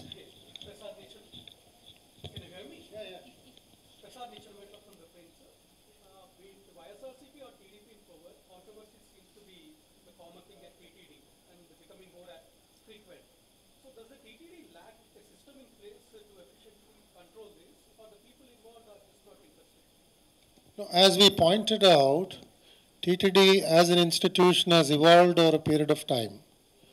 Even as we speak, several people from across the country come to study TTD model and try to adopt. Even the Ram Mandir, which has been built in Ayodhya, I recall they had come here to study how the queue system is followed here. So several aspects of TTD have been always exemplified and they have taken as an example. But sometimes, because of the misdeeds of officers occupying the higher places, and who prevail over the others at the different levels, their independence is jeopardized. Persons who come and work in TTD, they must respect the employees who are working there and allow them to do their bit properly. We have seen here how in the report which Mr. Lakshman also pointed out, the officer is reporting about that complainant, that vigilance man, and the last line he adds that he is a very devoted man, he is very much devoted to his work, he is very honest, blah, blah, blah, and all that. So, we find that sometimes the officers sitting at a pivotal place, their supervisory capacities are not adequate to the task. Sometimes the provisos which are available in the Endowment Act are not adhered to properly by the government in its own anxiety to bring people of a particular background, of a particular work experience. So sometimes these mistakes are happening because of lack of supervision at the top. Now we have seen TTD evolving over centuries. So we have to understand that these instances when they have come, instead of pushing it under the carpet, making it a hush-hush affair, if the TTD had taken proper care about this and gone into all the details and given exemplary punishment to the person who is the delinquent, as well as revised the procedures for all these things, all of us would have been so happy about it. So we are protesting here in the meeting that things cannot be allowed to be taken like this. If any slipshod manner of behavior is there, it should be brought under check and they should be punished. Because very precious offerings cannot go down the drain like this. They cannot go into private pockets. That's the concern which we are expressing. Yeah, we will close this today with Shanti Mantram from Sri Rangarajan Garu. ఇది 750 సంవత్సరాలకు పూర్వం ఒక వేదాంత దేశకుల వారు అని చెప్పి ఒక విష్ణు ఘంటావతారుడుగా భావిస్తాము. ఆయన వెంకటేశ్వర స్వామిని చూసి నేను నీవు ఈక్వల్ నాయన అంటున్నారు. అహమస్మి అపరాధ చక్రవర్తి కరుణే త్వం చ గుణేషు సార్వభౌమి విదుషీ స్థితి మీదృశీం స్వయం మాం వృషశైలేశ్వర పాదసాత్ కురుత్వం. స్వామి నీవు సార్వభౌముడవి. ఎలాంటి విషయంలో సార్వభౌముడవి? కరుణలో సార్వభౌముడవి. నేను చక్రవర్తి లాంటి వాడిని. తప్పు చేయడమే నా చక్రవర్తిత్వం. మన ఇద్దరు ఈక్వల్. నేను చక్రవర్తి, నువ్వు సార్వభౌముడవి. కానీ నా తప్పులు సరిదిద్దేటటువంటి ప్రయత్నంలో కొన్ని కరుణతో వ్యవహరించవయ్యా అని ప్రార్థించి నీ పాదాల దగ్గర నన్ను చేర్చుకొని ప్రార్థిస్తున్నాడు. ఇవాళ నేను మీడియా మిత్రులందరికీ కూడా దయచేసి మళ్ళీ ఇంకోసారి విన్నవిస్తున్నాను. ఇదేదో వైఎస్ఆర్సీపీ మధ్య, టీడీపీ మధ్య, బీజేపీ మధ్య అలా తీసుకోకుండా దీని భగవంతుడికి సంబంధించి అందరం భక్తులమే. లోపల వెళ్ళినప్పుడు మనం ఒక పార్టీ కార్యకర్తగా వెళ్ళాం, స్వామివారి భక్తులుగా వెళ్తాం. కాబట్టి ఒక అద్భుతమైనటువంటి వ్యవస్థ నడుస్తున్నప్పుడు ఈ శరీరంలో ఎప్పుడైనా క్యాన్సర్ వస్తుంది. మన శరీరంలోనే వచ్చింది ఆ క్యాన్సర్. ఆ క్యాన్సర్ని సరిదిద్దడానికి మందు వేసే డాక్టర్ ఉంటాడు. ఆ డాక్టర్ సర్జన్ కూడా ఉండొచ్చు, ఇంజెక్షన్ ఇచ్చేవాడు కూడా ఉండొచ్చు. సర్జరీ చేసేవాడు కోస్తాడు. కోసినప్పుడు నొప్పి వేస్తుంది. అలా నొప్పి వేసింది కాబట్టి కోసేవాడు దుర్మార్గుడు అనేటటువంటి భావన కాకుండా దయచేసి మీ అందరూ కూడా మీడియా మిత్రులందరికీ నేను ప్రార్థించేది, దీన్ని తిరుమల తిరుపతి దేవస్థానం అద్భుతమైనటువంటి ఒక వ్యవస్థ. 16,000 మంది ఎంప్లాయీస్ ఉన్నారు. అందరూ దుర్మార్గులు కారు. అందరూ సేవాభావంతో పనిచేసే వాళ్ళు చాలామంది ఉన్నారు.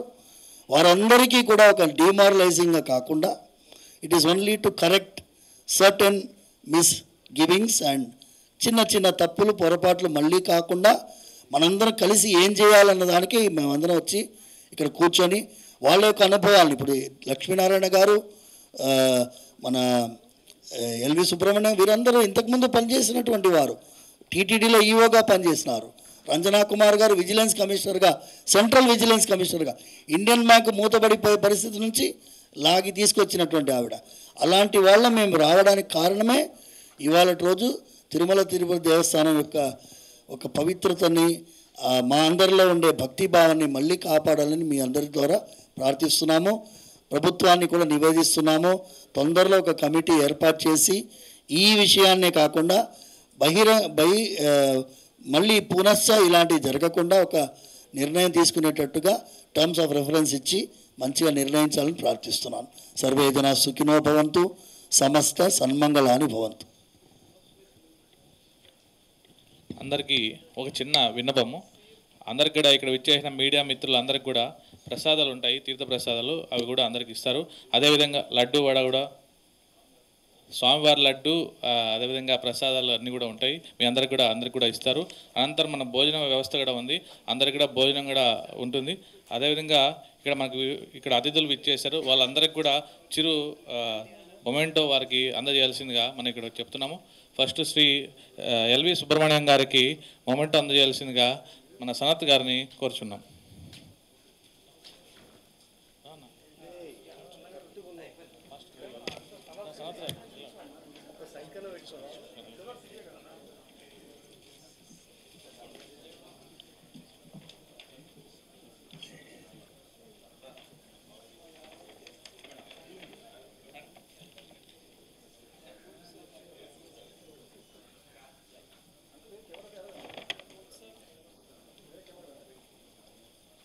నెక్స్ట్ మన చిలుకూరు రంగనాథన్ గారికి హరీష్ గారిని ఒక మొమెంట్ ఇవ్వాల్సిందిగా కోరుచున్నాం. స్వామివారి పటము మరియు ప్రసాదాలు ఇవ్వాల్సిందిగా కోరుచున్నాం. ఫస్ట్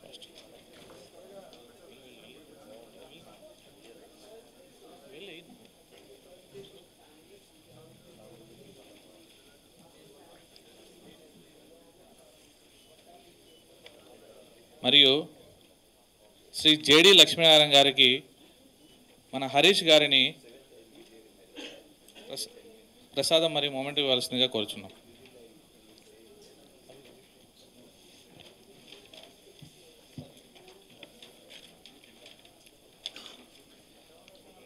రంజన కుమార్ గారికి నవీన్ గారిని మొమెంట్ ఇవ్వాల్సిందిగా కోరుచున్నాం. దేవుడి వారి ప్రసాదాలు ఇవ్వాల్సిందిగా కోరుచున్నాం.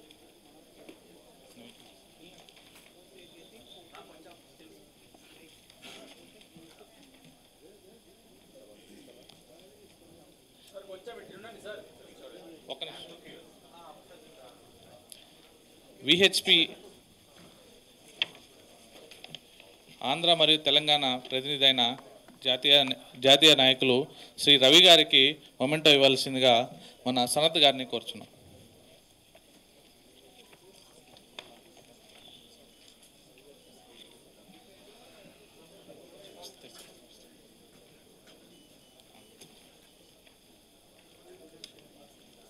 శ్రీ రాఘవన్ గారికి మొమెంటో ఇవ్వాల్సిందిగా కోరుచున్నాం.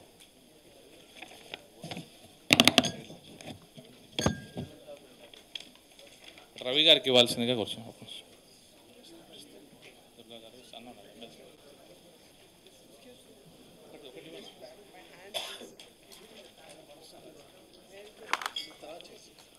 ఎమ్మెల్సీ శ్రీ కొమరయ్య గారికి దేవుడివాడి పటం మరియు ప్రసాదం ఇవ్వాల్సిందిగా కోరుచున్నాం.